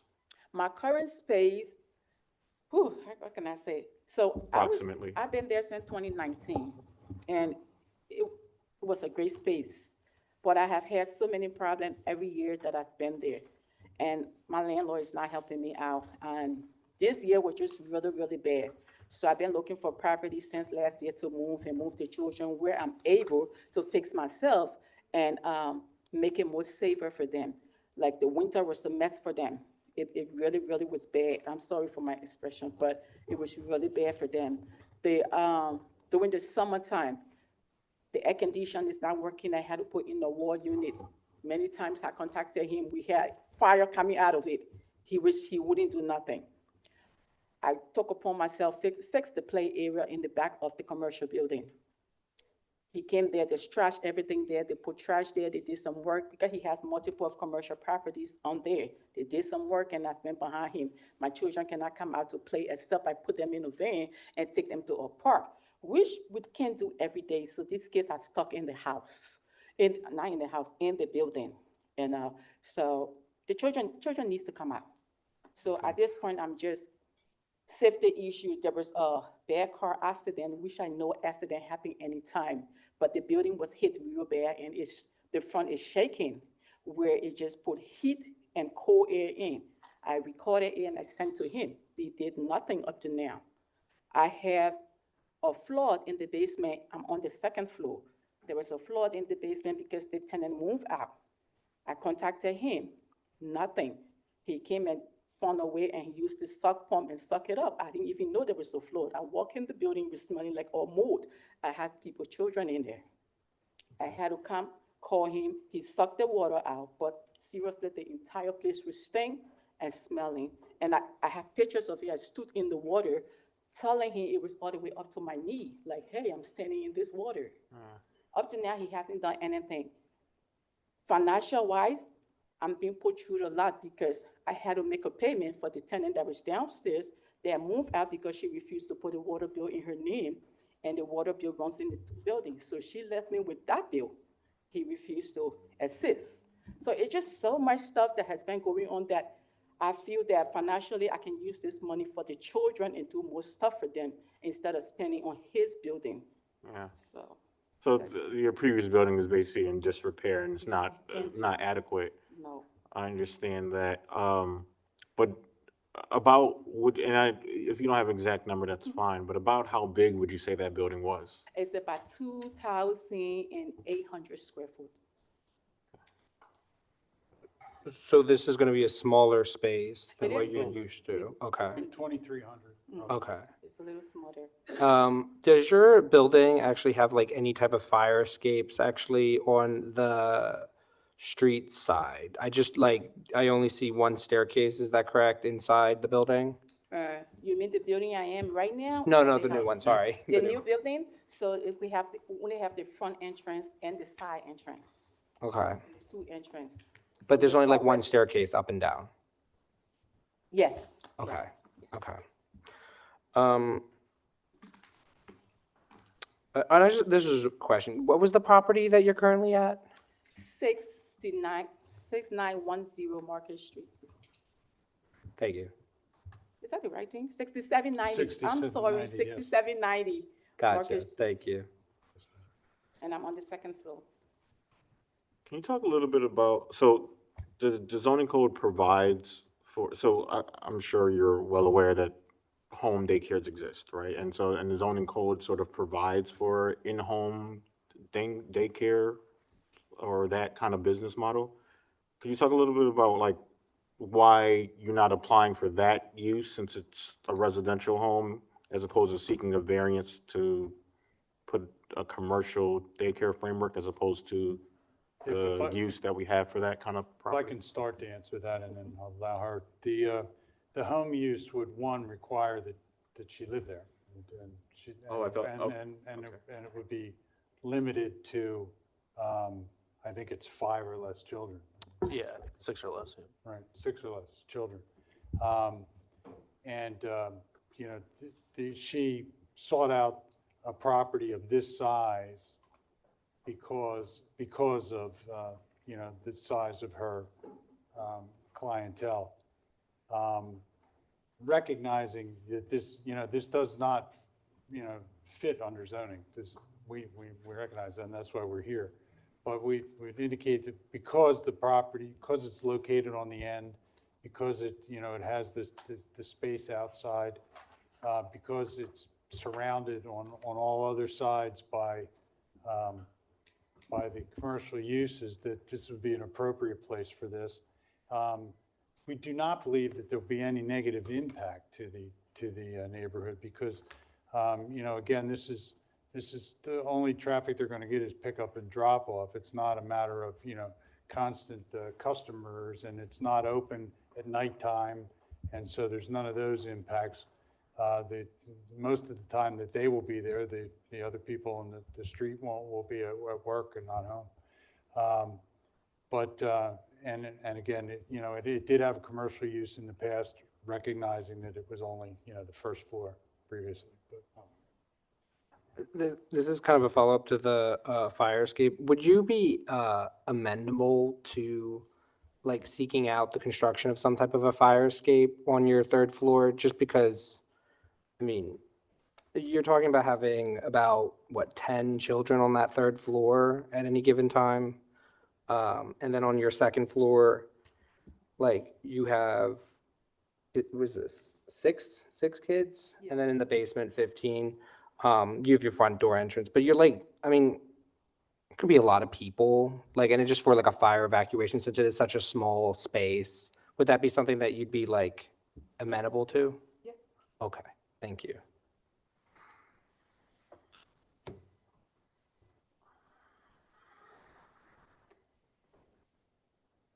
I have one quick question, just more of a confirmation. I assume there's no sprinklers in the house that you're going into? No, there's no sprinklers. Have you investigated to see what that would be, price-wise? So I did investigate where I am right now, and it was about $50,000. Yeah. So I was limited with the babies, since I did not have the sprinkler system. But that be limited me. That's one of the reasons why I have like 2, 3, 4, up to 5 babies. That's it on the 2nd floor where I am right now. So that's one of the reasons why I'm not putting babies up there. I'm leaving them downstairs. Okay, for this proposed area, are you going to look at the cost of doing a sprinkler system there? I can look into it, but if it's still $50,000, I can't afford that. You might not have a choice, actually. I do have insurance though. And then I have, what the thing name? What else? I got like fire alarm. I'm connected to the police department, all of that. So just in case of anything, they are immediately there. Even for popcorn burn, they are there. So The bottom line though is, I mean, if it is a code requirement, it would have to be done. all right. So I'm less concerned with the impact to neighborhood and more concerned with the functionality of the site for this proposed use.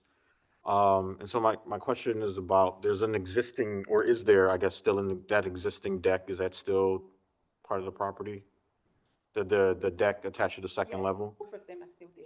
Is your intent to use the raised deck as part of the daycare, or is that going to be blocked off? Like, what's your intent with that space? My intent was to use the bottom one, not the top deck. I was going to remove it and put up an awning to give the children share for the bottom deck. Okay, so your intent is to remove that deck and replace it with it? Yes. Okay. What about deliveries, right? So I imagine if you're doing childcare services, there's like, and you're doing babies, do you include like meals and diapers and stuff as part of your services? Or do parents have to bring that? So everybody bring their stuff, but food is delivered by the state every morning. So food is delivered every morning for the next day. So they usually deliver the food by 6:30, 7 o'clock for the next day. So they come every morning and deliver a box and leave. And I guess what you're envisioning is that the deliveries would, they would circulate through that front parking area that's Yeah, shared with? Then we have to come into the parking lot, hand it over to us, and then leave. Okay. Is it possible, and I know you're gonna have like the bottom entrance, but is it also possible that like you ensure that your primary entrance is the one that's adjacent to the parking lots? I think there is definitely a concern of people double parking on, oh God, what's that street? Cedar? Yeah, on Cedar Lane in the turn lane, you know, like I can see parents being in a rush and being like, yeah, okay, stop at the red light, kid, get out. And then they like walk up to like the bottom floor. So like, could you ensure that that bottom entrance is only used for like emergency exits and is not the primary entrance into the facility? Yes, that's the reason why I'm gonna put the fence up. That way they don't have access Okay. except coming on the other side, which they won't be able to do that on Lansdowne Avenue. Okay, cool. I appreciate that. Thank you. So I understand that, I think your earlier testimony was that you wanted to get the zoning approval before you can sort of look into what the outdoor play spaces look like, where you're gonna put it, where you're gonna put fences and things of that nature, in terms of like ultimate approval, which I understand. But do you have, or are you working on any sort of like site plan or something that we can look at to kind of see where you're thinking about placing this kind of stuff, or where, or anything like that? Would you be amenable to trying to put something like that together so we can have more information to make a decision on something like Actually, this? no, what I did was that I had an appointment with the fencing company and the people that does the playground to come and just check the place out. But once they came over, they told me I have to get the zoning approval before they get the Josh again to come out and show them where they have to stop to do the fence. Then they can go in details to tell me everything where they can place things. And not to like add more, because I feel like I keep, so, I mean, Lansdowne Ave is a very busy street, right? I think one of my, correct me if I'm wrong to my colleagues' questions, but I think one of the things that is the only concern that I have about the play area on that side, and I know that's not part of the application right now, but it is kind of part of your primary use of the property, that it is awfully close, and that if a car were to veer off Lansdowne Ave at like any speed, that like the kids are going to be in the direct line, right? So I correct me if I'm wrong, but I think some of the concerns is like if you had some type of an idea, or if you would be amenable to coming back to seek separate approval for that play area with like a plan and such, if that'd be something you'd be interested in. I think that there is a concern of, Coming back to the zoning board yeah, for the play area, right? yeah. Okay. Would it be something you'd be amenable to? Yeah, or Josh can tell me what to put there.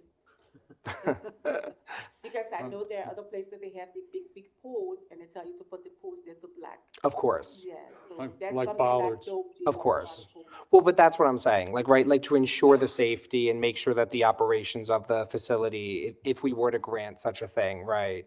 Like, just to make sure that, you know, that there is a plan in place and it's not just we put up a fence, for example, for the safety of the kids. Like, so would you be amenable to coming back for specific approval on that?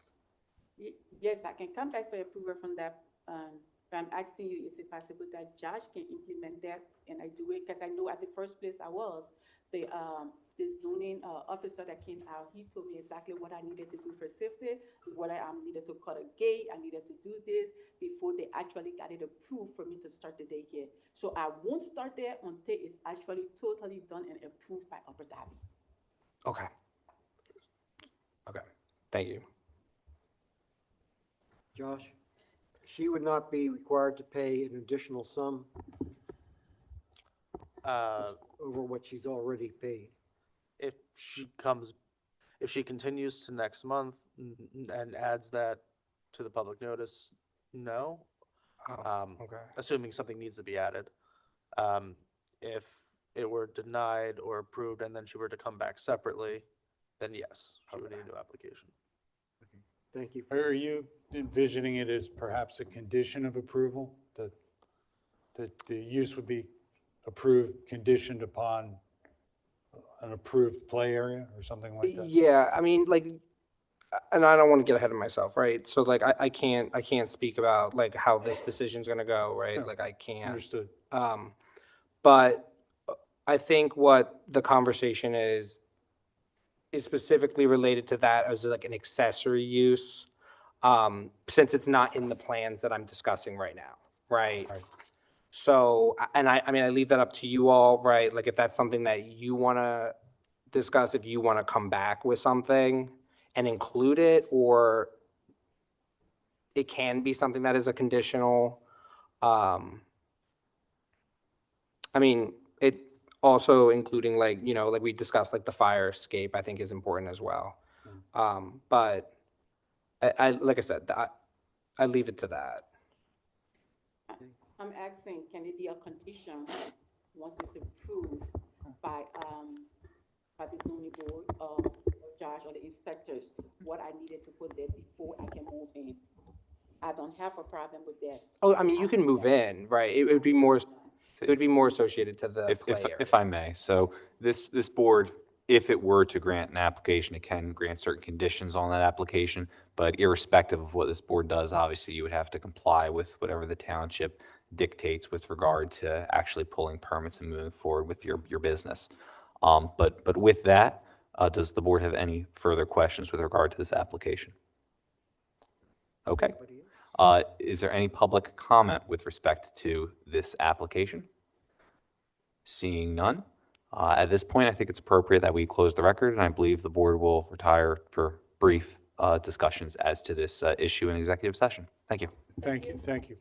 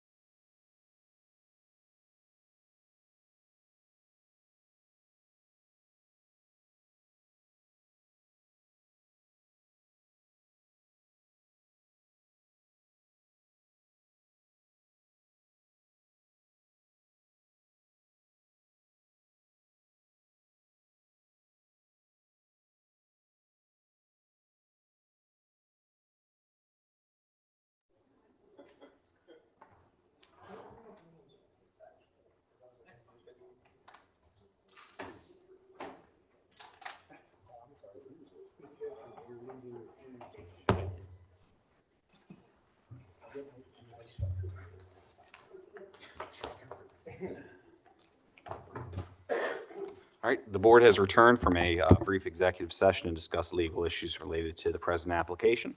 At this time, I believe the board will have a motion. Make a motion to deny the application. I second that. All in favor? Aye. All opposed? Nay. The motion carries 2-1. Your relief has been denied. You will receive a written decision within 45 days of today's date. All right. So in an effort to get things moving, we're going to go slightly out of order here. We're going to do number 7-7 of 25, Wellington BTD LLC.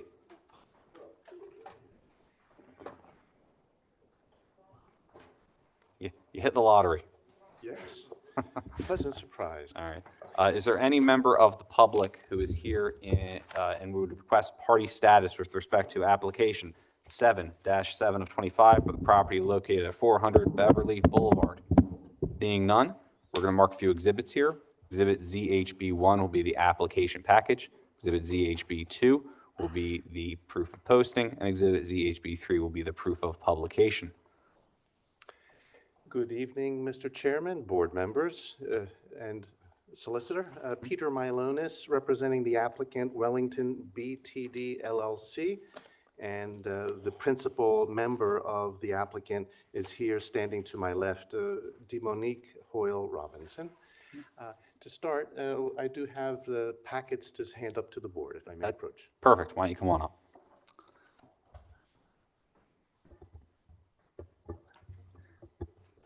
Thank you very much. And for the record, the applicant has submitted a package of exhibits marked A1.1 through A1.4. These will be admitted to evidence, and I believe at this point in the evening, I believe a proffer may work well for this application. Understood. And with that, essentially, this property is 400 Beverly Boulevard. Just to situate the board, it's right there across the street from the Barclay Square Shopping Center. To the south of the property are the 2 rows of tracks, the SEPTA trolleys, and then immediately to the south of that, Garrett Road, and then the Barclay Square. And to the north of it is Beverly Boulevard and the residential area. And historically, the property has been used most recently. Actually, I was before this board back in 2015 with the current seller of the property, who's here also in the audience. James Padusis is the principal of Padusis Enterprises LLC, the current owner. At that time, the board approved use for a nutrition club, and prior to that, the property was utilized as a retail florist shop. So essentially, the application here before you this evening is for a use variance for Silverheart Healthcare Office in an R1 to seek a variance from Code Section 550-8. And essentially, it's to convert the single-story, 500-square-foot freestanding former nutrition club, former florist shop into a healthcare office. And we'll be having testimony briefly as well in terms of the type of use to be provided. And walking the board through the application packet, Exhibit A.1.2 consists of the current written agreement for the sale of real estate that is current between the seller, Padusis Enterprises LLC, and the applicant as buyer. And then take note that in paragraph 39 of the addendum to the agreement of sale, it contains a zoning contingency for approval by the board in order for the buyer to proceed with the purchase. Second document in the packet, A.1.3, is the plot plan, and it depicts the property in its current configuration, and there's no there's no variances for anything physically on the property other than just for the use. And in its current configuration, up to 7 parking spaces already are pre-existing in that space.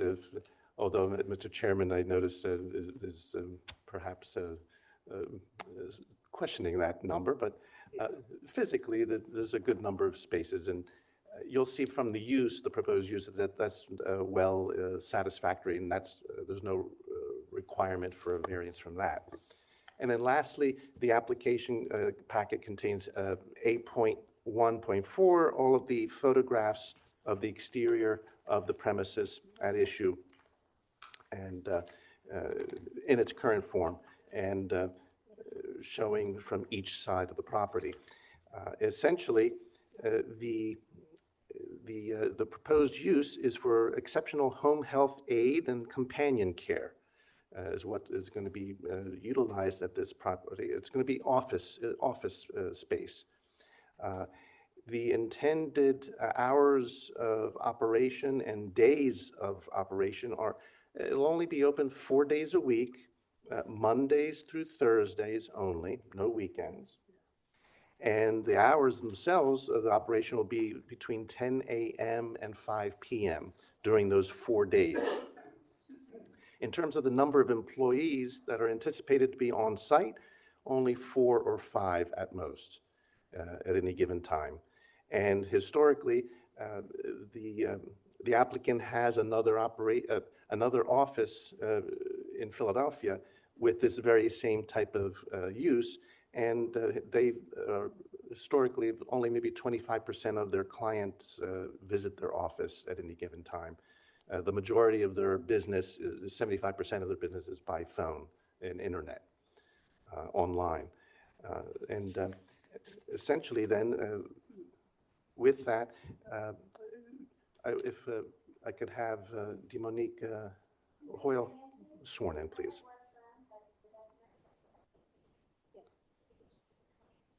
Dominique, D-I-M-O-N-I-Q-U-E, Hoyle, H-O-Y-L-E. And thank you. And you heard my presentation in terms of offer of proof, correct? You've heard? All right. And do you agree with the facts and the overall presentation that we presented? Yes. And do you adopt as your own testimony everything that I have presented this evening? Yes. And is the recitation of the facts true to the best of your knowledge? Yes. And is your requests for home health aid and companion care office harmful to the health, safety, or general welfare of the neighborhood? Not at all.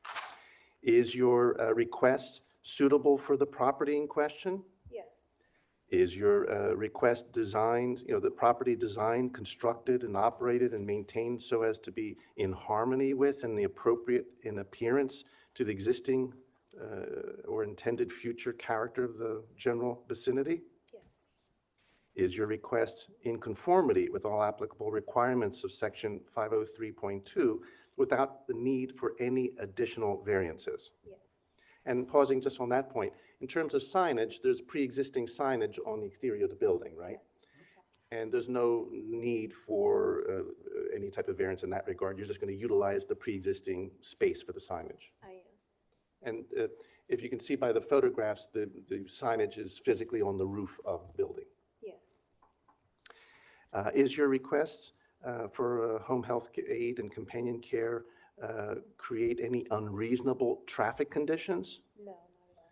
Or does your request lead to any undue congestion at all? No. Does your request create any street access issues that are inappropriate for the use intended? No.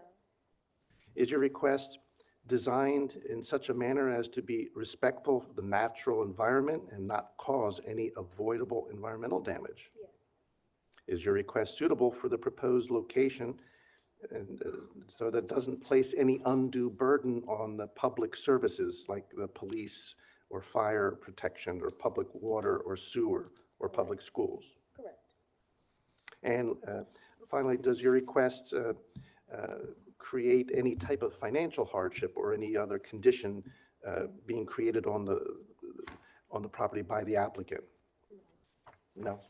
Okay. And explain briefly to the board the home health aid and companion care. What does that entail? What's the business model? Hi. Well, we take care of individuals in their home that need help with their daily living. We send out aids. Most of the aids are related to them, so I guess that's what cuts down on the traffic. They're already in the home. Myself, my family members here, my cousin and my mother, we're the ones that are in the office. We started this business ourselves, and we go out to the homes physically, and we sign people up to receive home care. A lot of times the employees are in the home. We take the paperwork with us, and we just give them the services that they need to have a happy and healthy life. And then I'll also take note that in terms of the physical hardship of the property, the physical feature of the property, it was never, even though it's actually in a residential zone, it was never used as a home ever. And in fact, physically, as you can see by the exhibit of the diagram, it's basically consists of 2 rooms and a small bathroom and a mechanical room. That's it, which is perfect, ideal for office space and usage. Sure.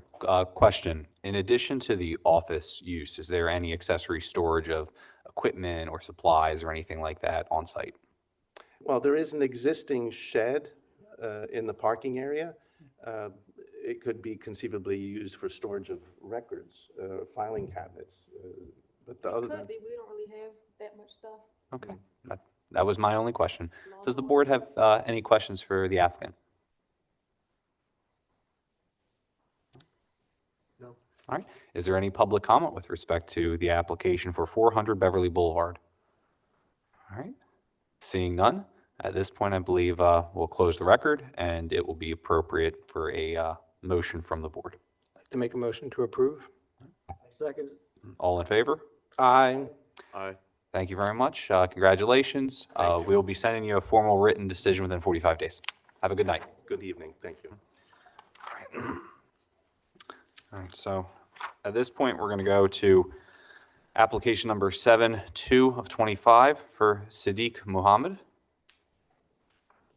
The applicant could come on up. All right. Is there anyone here in attendance who would like to request party status for application 7-2 of 25, which is for 381 Lakeview Avenue? All right, seeing none. Oh, good. Good evening, sir. Do me a favor, introduce yourself and be sworn in. Just introduce yourself and you're gonna get sworn in. My name is Sadiq Muhammad, and my son Jacob Muhammad. Jacob Muhammad. C-O-B. Oh, can we get the applicant sworn in, please? No worries. I do.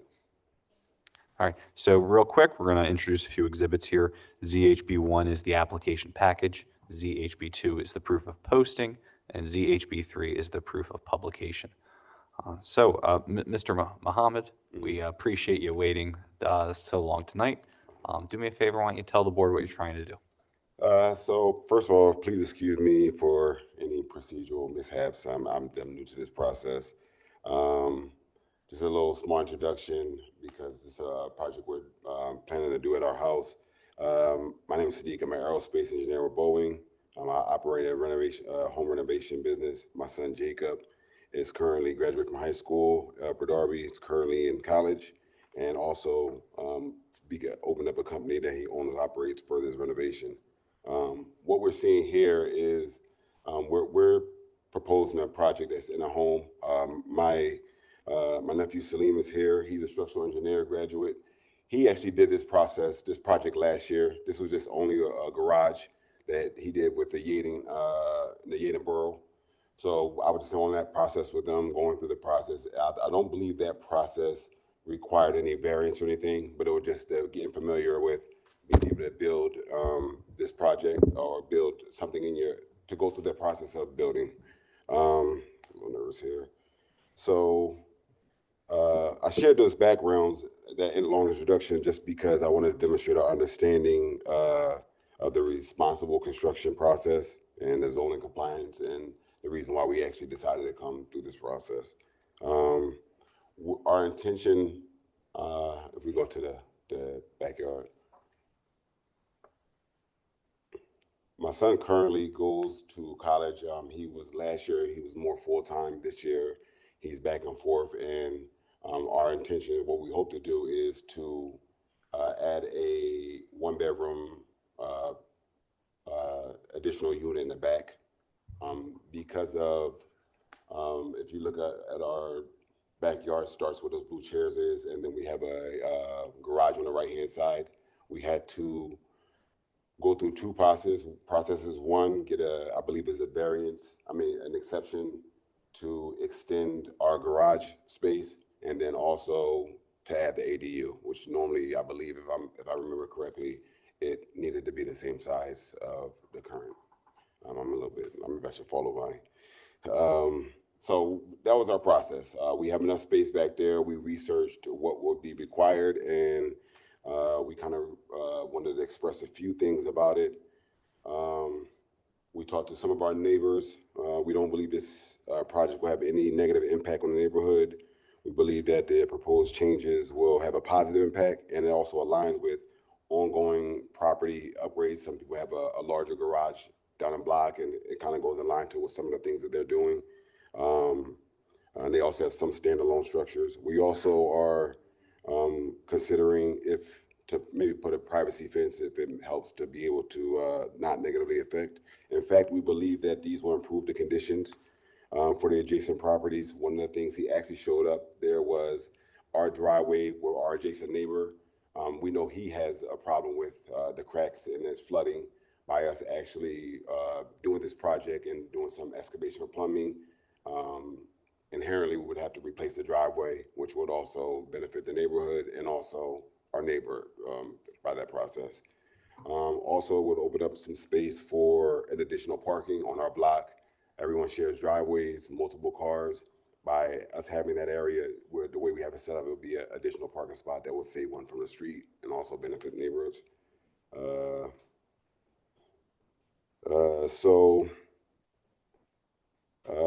We looked at it. I was speaking with the office. We saw that the variance would allow us a certain amount of square footage to build. So we looked at it and we wanted to get the most minimum variance and just to be able to get the relief that we wanted to have. So the requested variance we did, I believe, is lower than the required. The requested variance is the least possible modification to the zoning regulations. We have intentionally designed that to have a modest plan to reach our needs without, with the respect for our neighbors. So I don't know how well I did with that, but I did my best to explain it. I'm sorry. So You did fine. Generally. Yeah, no, especially this late in the night. Yeah. Great. So a couple quick questions for you. So I see here that the size of the new structure is going to be approximately 20 feet by 26 feet. Is that accurate? Yes. How big is the garage existing? I believe the garage, I mean, I don't know exactly offhand, but I would say it was 5 by, I want to say it was, I know I provided that, but I want to say 13 by 6, roughly. I don't know exactly, but I had it, I believe I may have it. So more or less, you're proposing to extend that to that 20 by 26, and that's going to become your accessory dwelling unit. Is that right? Yes. All right. And who do you plan will reside in the accessory dwelling unit? So my son, currently he has still 2.5 years left. He's going to stay in there. Also, that goes in line with my son, who's also in Upper Darby High School. We hope that will support him. Once he gets out of college, he can move, and then we can also have a support for our younger son. Right, and you understand that as part of the township ordinance, an accessory dwelling unit or additional dwelling unit such as this, there are limitations with who can reside there moving forward. You can't rent that out or anything, correct? Okay, just making sure you understand that. So with that, if the board has any questions, I think now would be appropriate.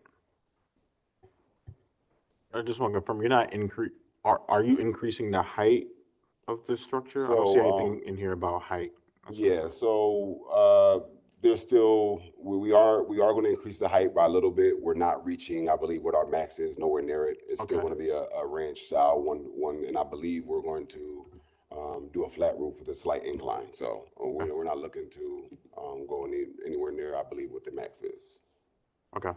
15 feet. Yeah, we're not gonna reach 15 feet.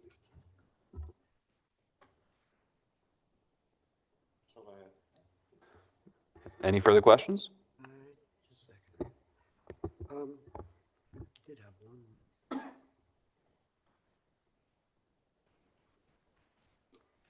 I did have one, but forgot it. It's age, I think. I'll give you the same excuse like how late it is, so we'll work it. Well, there's a chance that the board might have a question in a minute, but I figure I'll use this time to see if there's anyone out there who's interested in making public comment with respect to this application. All right, seeing none, does the board have any other questions? Yeah, how's it heated? So we plan to do, so that's still in the air. We were thinking more likely because it's a small structure that we'll probably go with a mini split system. What's that? A mini split it's pretty much a standalone heating, air conditioning. What it will allow us to do is not save from doing actual whole HVAC system. Being a 1-bedroom, it's pretty efficient. You'll be able to put 1 or 2 single units and do the whole the 500 square feet or 500 or so square feet. It's going to be So it doesn't require outside unit or any extra things to be able to reduce space.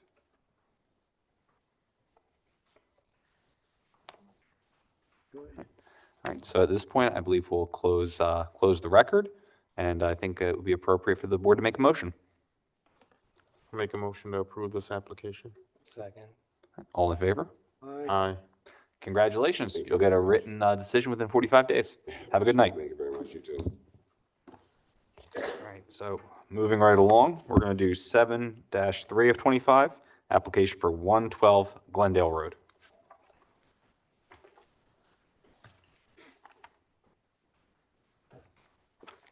All right, is there anyone in attendance who would like to request party status with related to this application? All right, seeing none, we're going to mark a few exhibits. ZHB 1 is going to be the application package, ZHB 2 is the proof of posting, and ZHB 3 is the proof of publication. Good evening, council. Good evening. John McCreish IV, attorney ID 68944, representing Mr. Manick. Could you state your name and spell it for the court reporter? Sure. Hi, how are you? My name is Minhajul Manik. It's Minhajul, and last name Manik, Manik. Manik.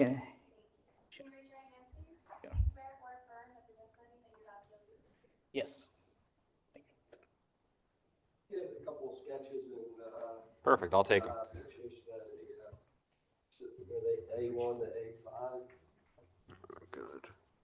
So, these will be marked as applicants' exhibits A1 to A5 and admitted into evidence. And sir, please, proffers are encouraged. Okay, yes, I'll start, and you want to swear him in case we. Yeah, you did swear him. I'm sorry, I was hitting it. So you can see, Mr. Manick, he has 5 people that live 5 family members that live with him at this house, including 1 child that is special needs. Yes. And he wants to build a 13 by 8 foot addition on the back of the kitchen for a bathroom on the first floor. There's only 1 bathroom on the second floor. You can see A1 is a sketch of the bathroom floor plan. A2 is a sketch of the property plan. A3 is the picture he had started. You can see he had started work, and then he realized he didn't have the proper zoning. A4 is a sketch of what it was before with the opening there, the 13-foot opening. And then A5 is an overhead shot from, I believe, Apple Maps. But you can see the addition connects to the garage. And the garage, you can see from the overhead shot, like the other garage is on this on that street. There's an alley in the back. The garage goes right, basically up to the property line, maybe 6 inches or a foot to the alley. And I guess Josh tells us when he adds that addition and connects it to the garage, that makes there's no setback. The garage is approximately 18 feet long, so the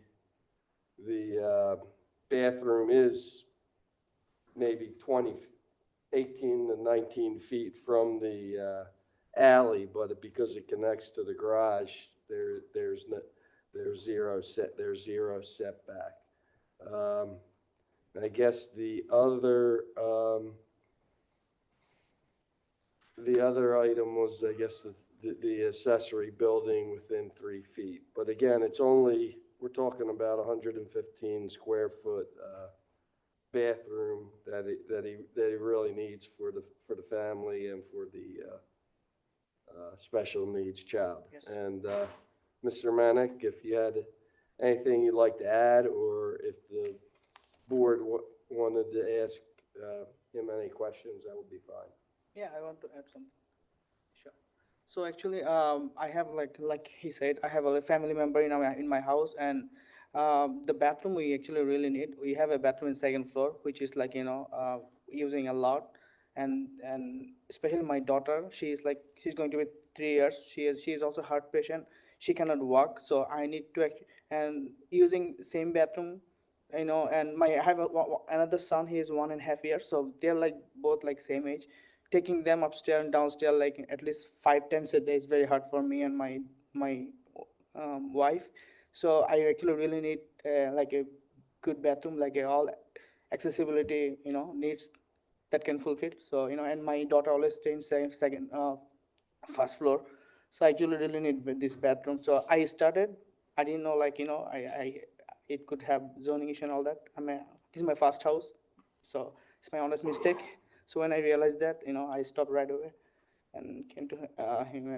So I just request, I'm just doing my best for my kids. That's all. Thank you very much. At this point, does the board have any questions? I just have one question. Your rear exit to your backyard that you currently have now, when you add the addition to it, will that still be there, or do you have to remove that rear exit? I'm sorry, repeat it one more time. Like your back door or your... Your exit, will you still be able to use that? Yeah, back yeah, door? yeah. Okay, so that'll still be in place with Yeah, the addition? so I basically have a pretty big area. Correct. The back door is beside it, like in front, yeah. Okay, correct. So the space is, I tried to build a bathroom, it's actually leftover, and so it's nothing for use. I waited 3 years, and I still don't see any reason. So, and I couldn't make anything else, except bathroom could be the great helpful right now. Thank you. Is this going to be professionally done? Yeah, so I also, I also doing by myself, I have a degree in architecture. So I went to college for that. So I have some other friend who, do the construction work. They're helping me too. So yeah.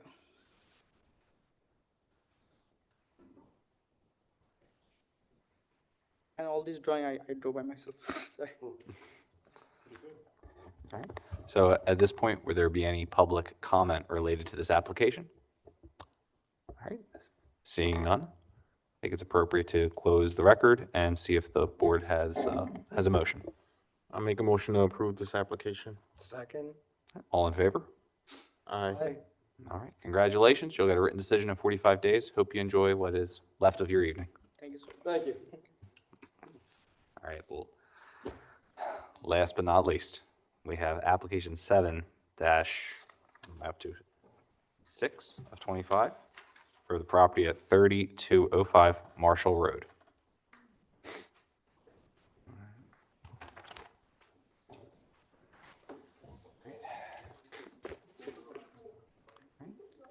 So at this point, I'm going to be...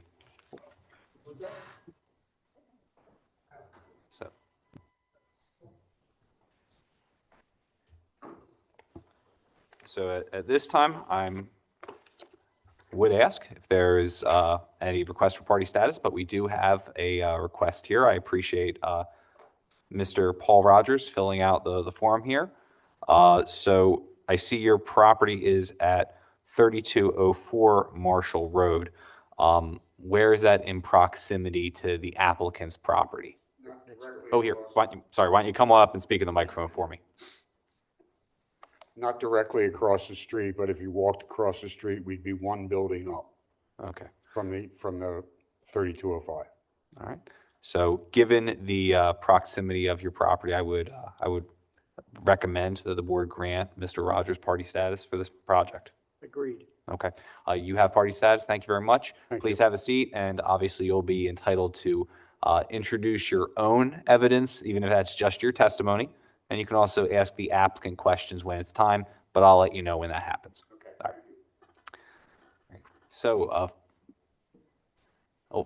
real quick here, ZHB1 will be the application package. ZHB2 will be proof of posting, and ZHB3 will be proof of publication. All right. Good evening again, sir. Good evening. John McCreesh IV again, attorney ID 68944, representing the applicant. And for the applicant, I have Ms. Jolly Das. Could you tell your, My name is Jolly Das. could you spell it for the court reporter? Last name Das, D-A-S. First name Jolly, Jolly. Okay. And we also have, My name is Swapin Das. First name Swapin, S-W-A-P-N. Last name Das, D-S. S-W-A-P-A-N. Last name Das, D-A-S. Thank you. and what is your position in? Oh, yeah, go ahead, swear. Yes. Okay, we do have a couple pictures and a couple sketches with the dimensions of the proposed. You can see in white is what they're proposing to add in the front and in the back. That's a picture of the front, the side from shading.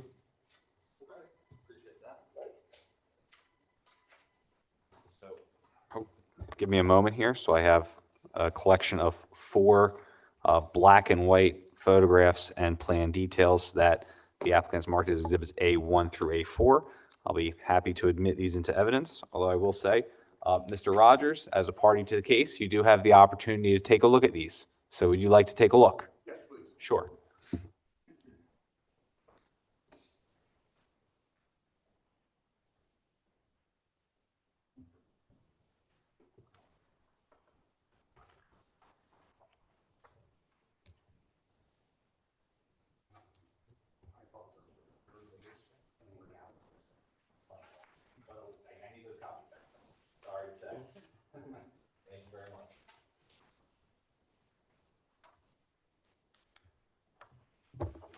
So the board is taking a look at exhibits A1 through A4, and I assume there's going to be some testimony so that the board knows exactly what they're looking at. But Mr. McCreesh, I will leave that to you.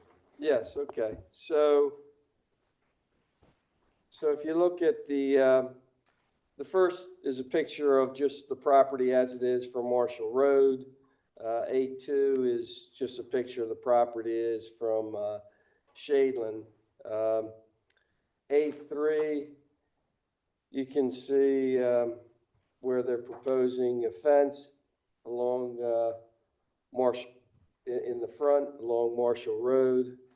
And A4 is, like I said, a diagram of the additions they want to add to the property. So in the front, and one of the reliefs we asked for was front yard setback. I don't know where the 17 feet came from. I actually measured from that existing area that's pushed out, if you can see from the And that's where the addition is gonna go for a prayer room, 10 feet by 40 feet. But that is actually 21 feet back from the sidewalk. So that would not require relief. And they'll get into more detail, but the area that's there is about 10 by 20 feet for their prayer room. So they're just going to extend it for another 40 feet down to the door. In the back, they propose two areas. The one area, the smaller area, 9 by 15 feet, would be a kitchen, and the 9 by 53 feet would be playroom for children and things like that.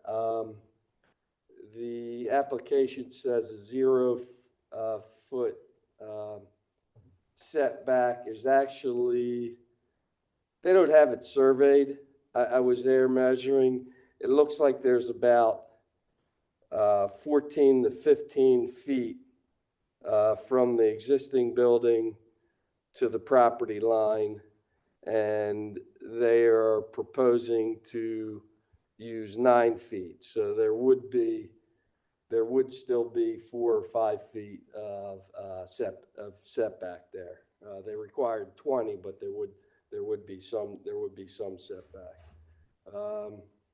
Right now, you can see the building currently is 90 feet by 40 feet, 30, and then there's that small area in the front that's about 10 feet by 20 feet. So it's about 3,800 feet. They're proposing to add the 10 times 40 foot extension of the prayer room in the front, which would be 400 square feet.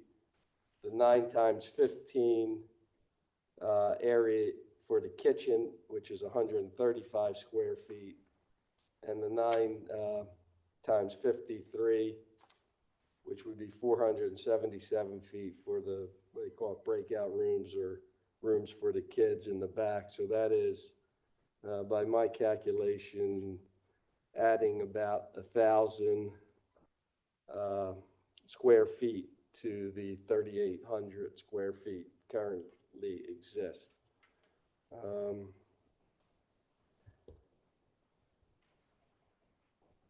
Ms. Jolly, you want to explain to the members of the board why you need these certain areas? Yes, we are Asian. Actually, they don't have any kitchen, so we must need a kitchen. And prayer room is very small for us.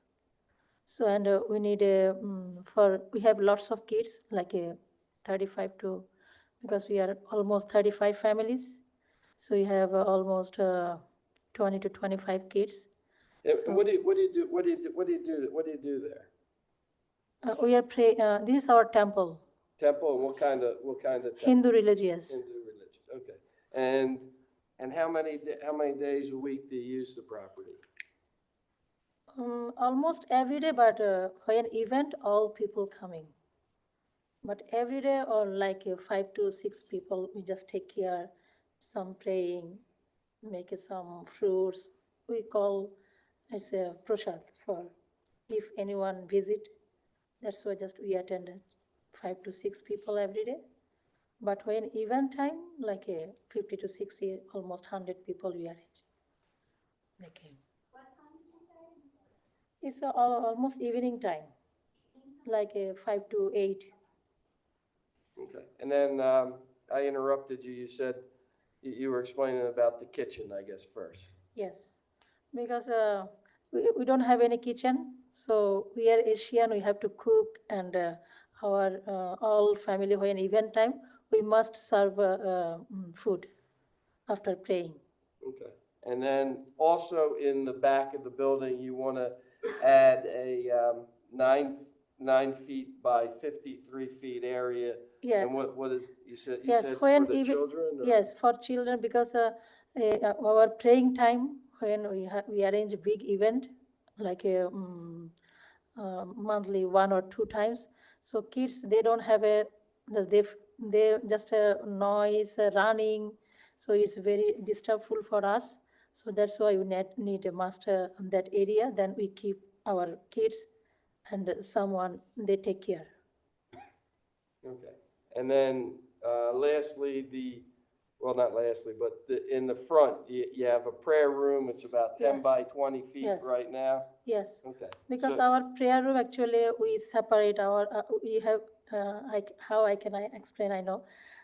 Because we have to, our prayer room, we have to make it separate something, not all together, everything. That's why we need a more place. You mean the people go in there, it's a private area separate Yes. from the main hall? Yes. Okay, and it's, Yes. and it's a separate room? Mhm. Okay. And we need also library, so we cover everything. Okay, so the library and the prayer Prayer room room, will yes. be in that front area? Mhm. Okay, and then you said you told me you applied for a 2 feet high, 2 feet, we approved, approval for 2 feet wall. wall in the front along Marshall. Yes, Okay, whole area, Marshall and Shadley. Shadley. Okay. But if we need a 4 feet fence, They want to top put of the wall. They want to put a 4 feet fence on top of the wall. Yes, But it won't be a solid fence, right? yes, I mean, it- I have a video, yes. It's It like a metal fence Mhm. with see-through, not Like, a- like wrought iron? Like Wrought wrought iron? iron, exactly, yeah, wrought iron, exactly, yeah. And that would, for kids' safety. okay, so you can see there's some area in the front, grass area Yes. in the front, and sometimes the kids are in the grass area. They don't want them going into the sidewalk or the street. Yes, into yes, the yes, street. that's the main thing.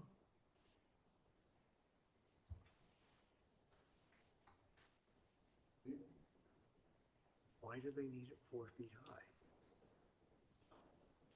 Okay. Yeah. For brevity, he would just add to what Ms. Dawes said.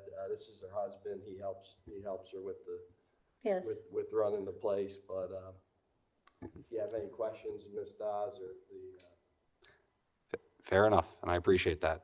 Just a few quick questions to clarify. So the fence that's proposed, where exactly would the fence be installed? the fence would run right along the sidewalk. There's a sidewalk on Marshall Road, so it would be next to the sidewalk. And I believe you said there was going to be a 2-foot wall or whatnot, and then the 4-foot wrought iron fence above it?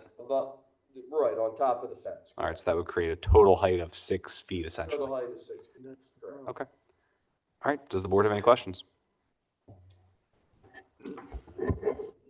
I have some questions about the additions. So the building as it stands now is, I guess, is about 3,600 square feet, you said, Counselor?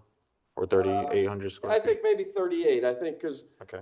you see 36, and then the people before that, I think it was the Jehovah's Witnesses, that Okay. they built out that little area on Marshall? Marshall Road, which I think is about another 200 square feet, so about 38 Okay. would be my best. Okay, fair enough. So about 38.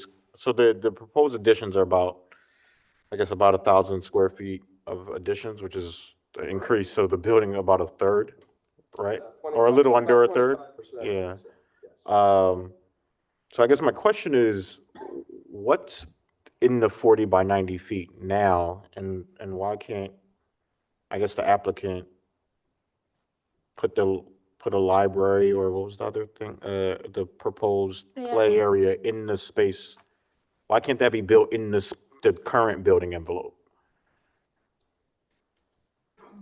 I don't understand. He's saying the area now, what do you use it for? Right now you have Okay, like a I hall. understand. Okay, And I he's- understand. And he's saying, why can't you put the kitchen or carve out some area inside the present Okay. footprint without expanding? Okay, our, it's a small prayer room, is actually our Hindu religious. Nobody go, don't touch anytime. And every day we have to do like a praying is must, we have to do a small room. But bigger room we use when we make an event, then we transfer something, move from transfer main hallway, because that time 120 people, they just a same praying, but a small prayer room is separate. Nobody can go. Actually, lots of religious rules. Sometimes women cannot go small room, but event time, everyone can go like a function, praying, singing, dancing, sometimes eating, lots of things, like a meeting, praying meeting. But this area, small room, is not for everyone. Same Hindu, but not for, don't touch. It's fixed. How I explain, actually, I don't understand. So you want, you need a separation of Yes, space yes, between yes, what the big yes, yes. through and the small This room, is which this I is our certainly big- understand that. But I Yes. guess my question Because is more, put Hang on, we something- can't keep talking over each other. As good as our court reporter is, she can't take down two people at the same Because time, so. we have to put something, small area, we never move. But big area, just we move anytime. okay.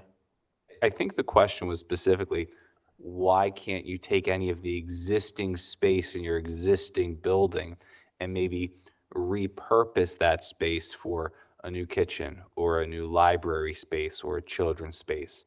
Is there a reason why you can't use your existing space for these other purposes? I think that was what we were looking for. This is not, Separate, but it can't be separated within the existing building?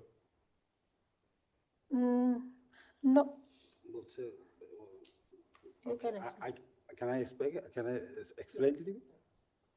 You're sworn in? Okay. You're sworn in, go for it. Okay, so, thank you. So, maybe, Julian, we are not, I know I can explain very properly, but I just say, whatever we have a room in the now is exactly one, it's like a hall room. So big room is exactly hall room we have now. So monthly or maybe 2 months is one time we use exactly totally hall room. But as a praying room, on the side of the room, the little room, we just make a, this is the hall room for the all events, all kinds of events. But the little room, we just make a one praying room.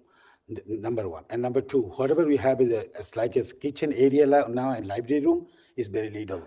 And kitchen area, we cannot make a kitchen because no sink, no line, no gas line is there. It's nothing. It looks like a serving room. We have a one room now, but it's serving room. And the main thing, now no window in total hallway, no window. So we cannot make anything inside. We cannot make any food or something.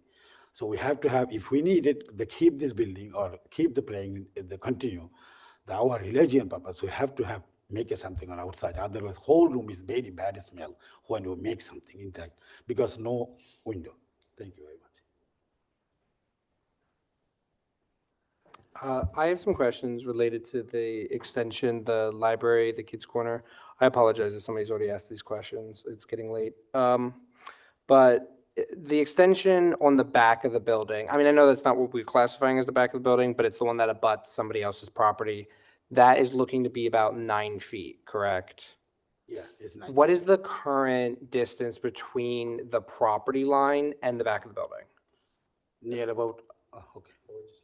Okay, near about 14 feet. 14 feet. 14 feet to 14 to 15 feet. And there are 2 exits on the rear of that building, right? Yeah.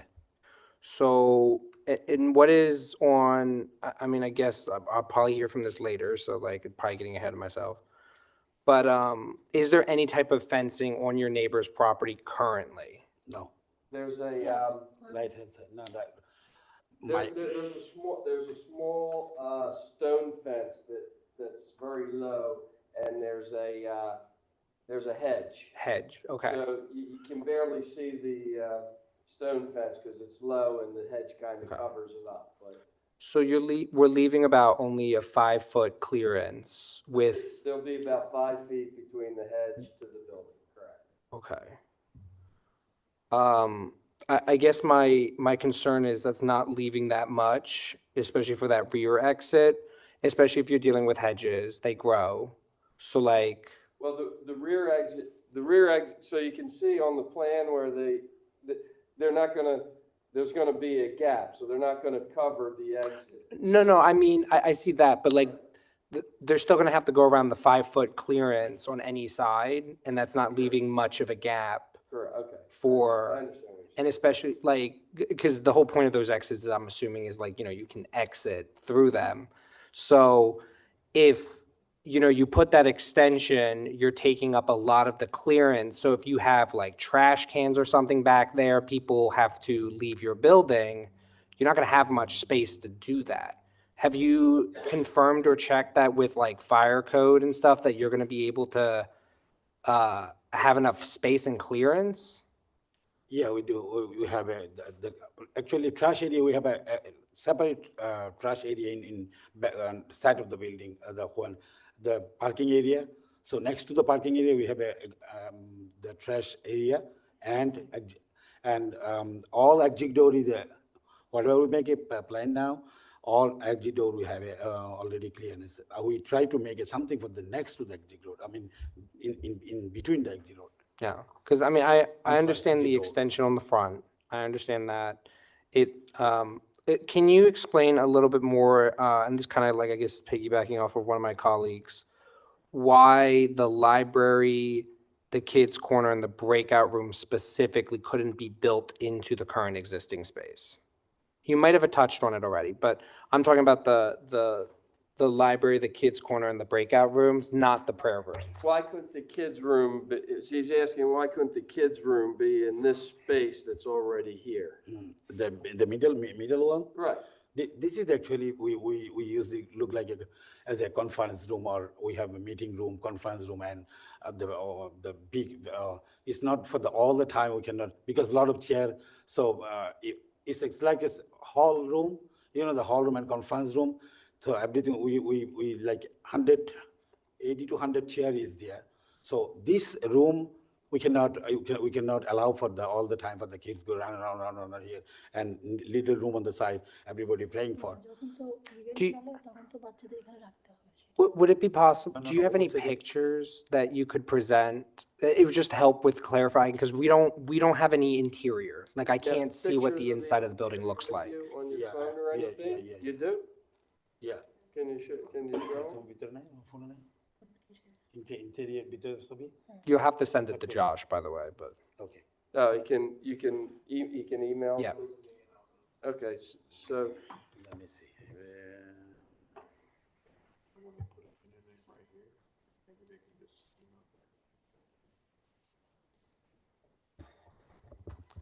So, counsel, perhaps, so he's reading the tea leaves up here from the board. It seems like they may need some additional information. Yes, with you want them to maybe, because it is getting to 10:42. Do you want them to come back in August? I think that might be appropriate, and obviously, as a continuance, we would be sure that this is placed very near the top of the agenda. However, I do know that we have a party to the application here with us tonight, so I just would like to bring Mr. Rogers up for a moment. Good evening, Mr. Rogers. Out you right by the podium if you can, real quick, because I just want to ask you one thing, because I don't want to make you come back next month again. So if you would like, you can, if you have anything you would like to present, and as long as Mr. McCreesh is okay with this. That's fine. All right, you can present whatever you'd like. And Yeah, so I have some documents to present, and then I guess a verbal. Perfect. Real quick though, Commentation. do you have any questions of the applicant, or do you just want to show us the documents and explain to us what your position I is? do have questions for the applicant as far as the library,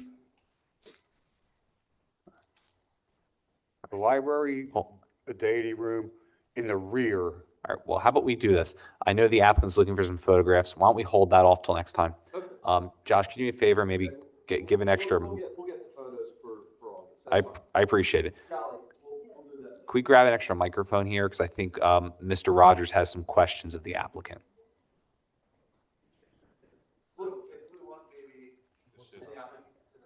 Oh, perfect. That sounds great.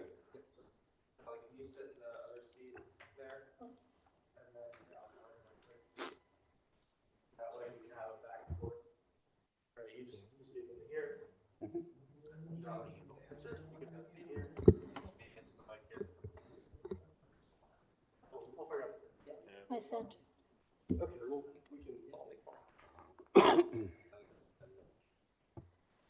All right, so Mr. Rogers, I know you mentioned you have some questions for Ms. Jolly. So at this point, this is your opportunity to ask questions only. And then once you're done questions, then we can go through what you have yourself. Okay? Okay? Perfect. When we're talking about the addition of the library in the rear of the property, is that the only addition that you're making to the building? There's, you want to show them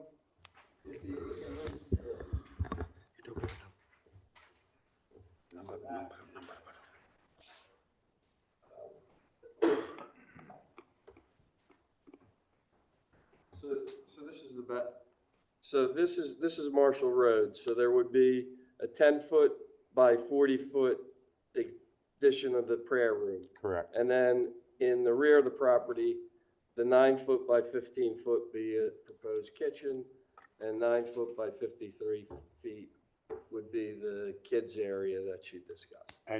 And would that be in the front of the building, the proposed library? No, this is Marshall Road. So this is the back of the building. Okay. And this is Shadeland over here. And okay. Okay. So this is Shadeland. This is the parking lot. This is Marshall Road. This area is already existing. That's the area that's like pushed out a little from the main building. If you're ready. Okay. Okay. So Okay. So if you're looking at. No, I understand. Okay. I wasn't sure how you were describing Okay. the layout of the property. Right, so you have. I have it. You have, okay. Thank you. All right, you want to, you can keep that if you want. to Sure. record it, Okay. If you need it. I also have some documents I'd like to present to the board. Sure, bring them on up.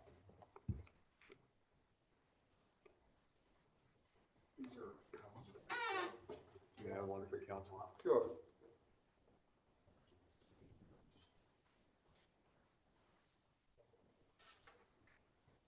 This is a copy of the letter we attempted to send to the board. I'm sure that it, you know, that's the one you can have that. And I also have a presentation. All right, so we already have notice of those already in there. I appreciate the time. I'll be happy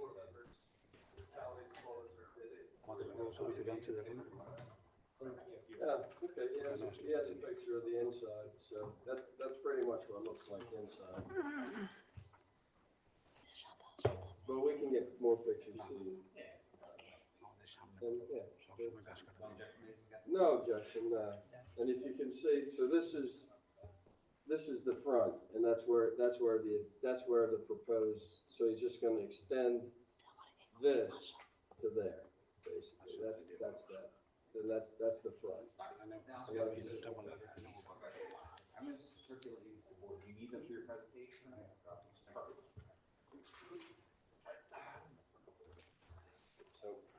For the record, Mr. McCreesh passed up a few exhibits for this board's consideration. Mr. Rogers, that's okay, it's late. It is very late. Yeah, Mr. McCreesh doesn't want to present exhibits in opposition to his clients. That would not be good. All right, so Mr. Rogers presented, I lost count, 5 pictures that we're going to put as Exhibit Rogers 1, together with a statement with respect to the application and opposition to the application, which we will mark as Rogers 2. And at this time, I'll give to the board to distribute. And Mr. Rogers, please, whatever you'd like to say to the board with respect to this application, now's your opportunity to do so. Okay, do you want this copy so I could, I'm sorry, would you like to take this? Or I Oh, can- you want me to move? Yeah, sure. Please, thank you. Sure, I apologize.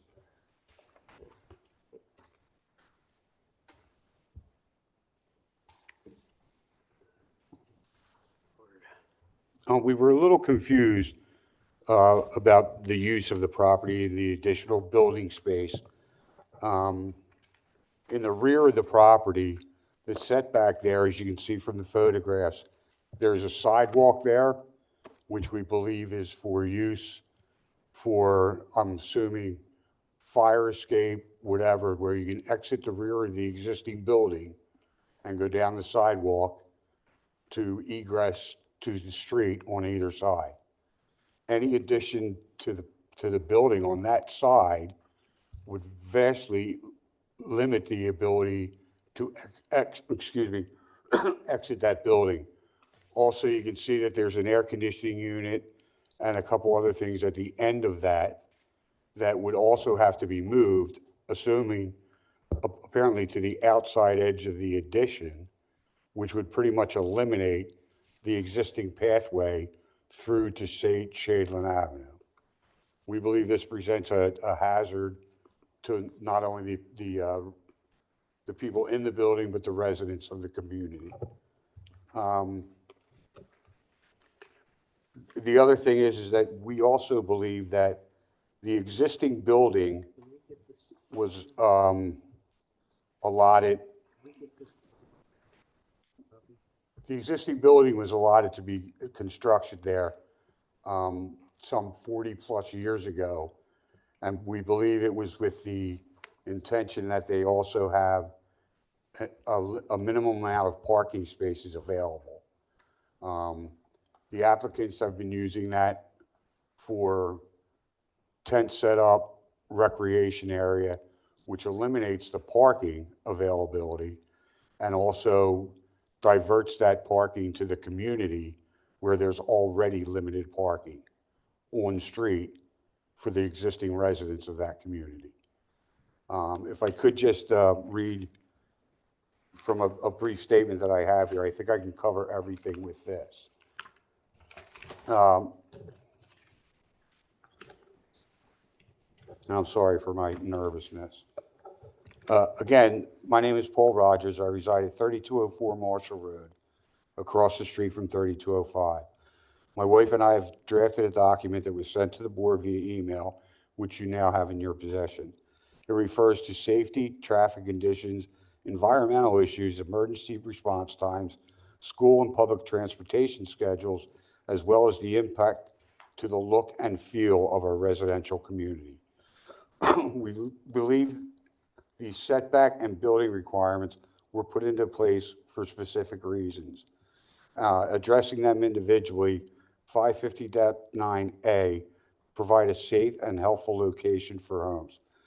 550-9B was intended to protect land values, which also impact tax revenue for the township. Section 550-10 refers to land coverage. They are requesting an increase from 30% to 67% of land coverage. We believe that this violates the condition for permeable land in the neighborhood, and anything that covers part of the parking lot would further minimize parking for this place.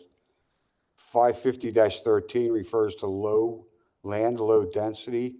550-39 refers to the visual character of the area.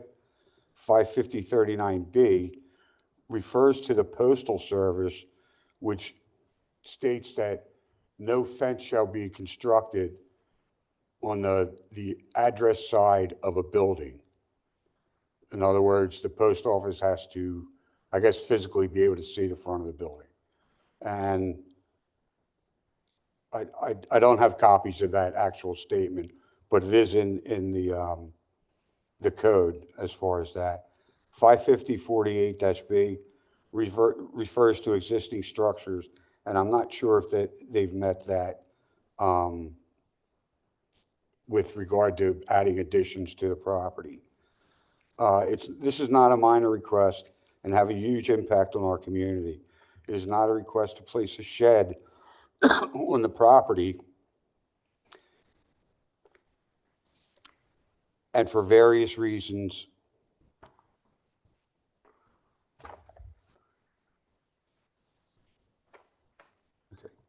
the variance request to allow the following investigation. We would request that the board at a minimum delay the decision on this variance to allow the following investigations to be included in it. The impact to safety, environmental, land values, police, fire, and emergency response crews, public transportation, citing that Marshall Road is a much-used state highway and PennDOT should all be included in a traffic assessment prior to allowing any of this to happen. We'd like to refer to a previous request for zoning variations from 301 Maple Avenue a short time ago that was rejected by the board for similar reasons. The parking, the safety, response times, and part of that is that without the appropriate parking, cars are stopping on Marshall Road for drop-offs and pickups and parking their car in the street, which is only one lane in each direction, and it's causing various hazards, including accidents, cars getting sideswiped, danger to pedestrians, as well as the obvious relation to PennDOT and police and response crews that need to navigate through these streets. It being a state highway, we would like PennDOT to make recommendations on whether or not it's appropriate for this building. I also have a picture of the interior, which is the meeting room for this building, and would suggest that any changes could be made to the interior of the building without any exterior additions. If you have any questions for me, I'd be more than happy to try and address them now. Does the board have any questions for Mr. Rogers? No? All right. Thank you very much, sir. The rest of this matter is going to be continued to next month, August 26th, I believe. So you're free to come back. If you do not want to come back and spend another time, another evening of yours with us, I will not be offended. These meetings are online, and also you will get a copy of the decision irrespective of which way it goes. Okay? Okay, and just real quick, I do have copies of the statement that I just read, if you would care for that. Well, we already have it in the record. Our court reporter has taken Great. it down Thank for you better or much. for worse. So thank you for your time. Hope you have a good night. Thank you. So otherwise, we'll be continuing this matter, the decision of this, to next month's meeting. And obviously, if the applicant would like to submit any additional photographs or any other evidence in the interim, please feel free to forward that to Josh's attention, and I'll be sure that it gets distributed to Mr. Rogers as well as the board. All right. It's going to be August 26th, right? Yes, sir. 7 o'clock right here. All right. All right. Thank you very much. Thank you very much, everyone. Have a good night. Motion to adjourn. Second.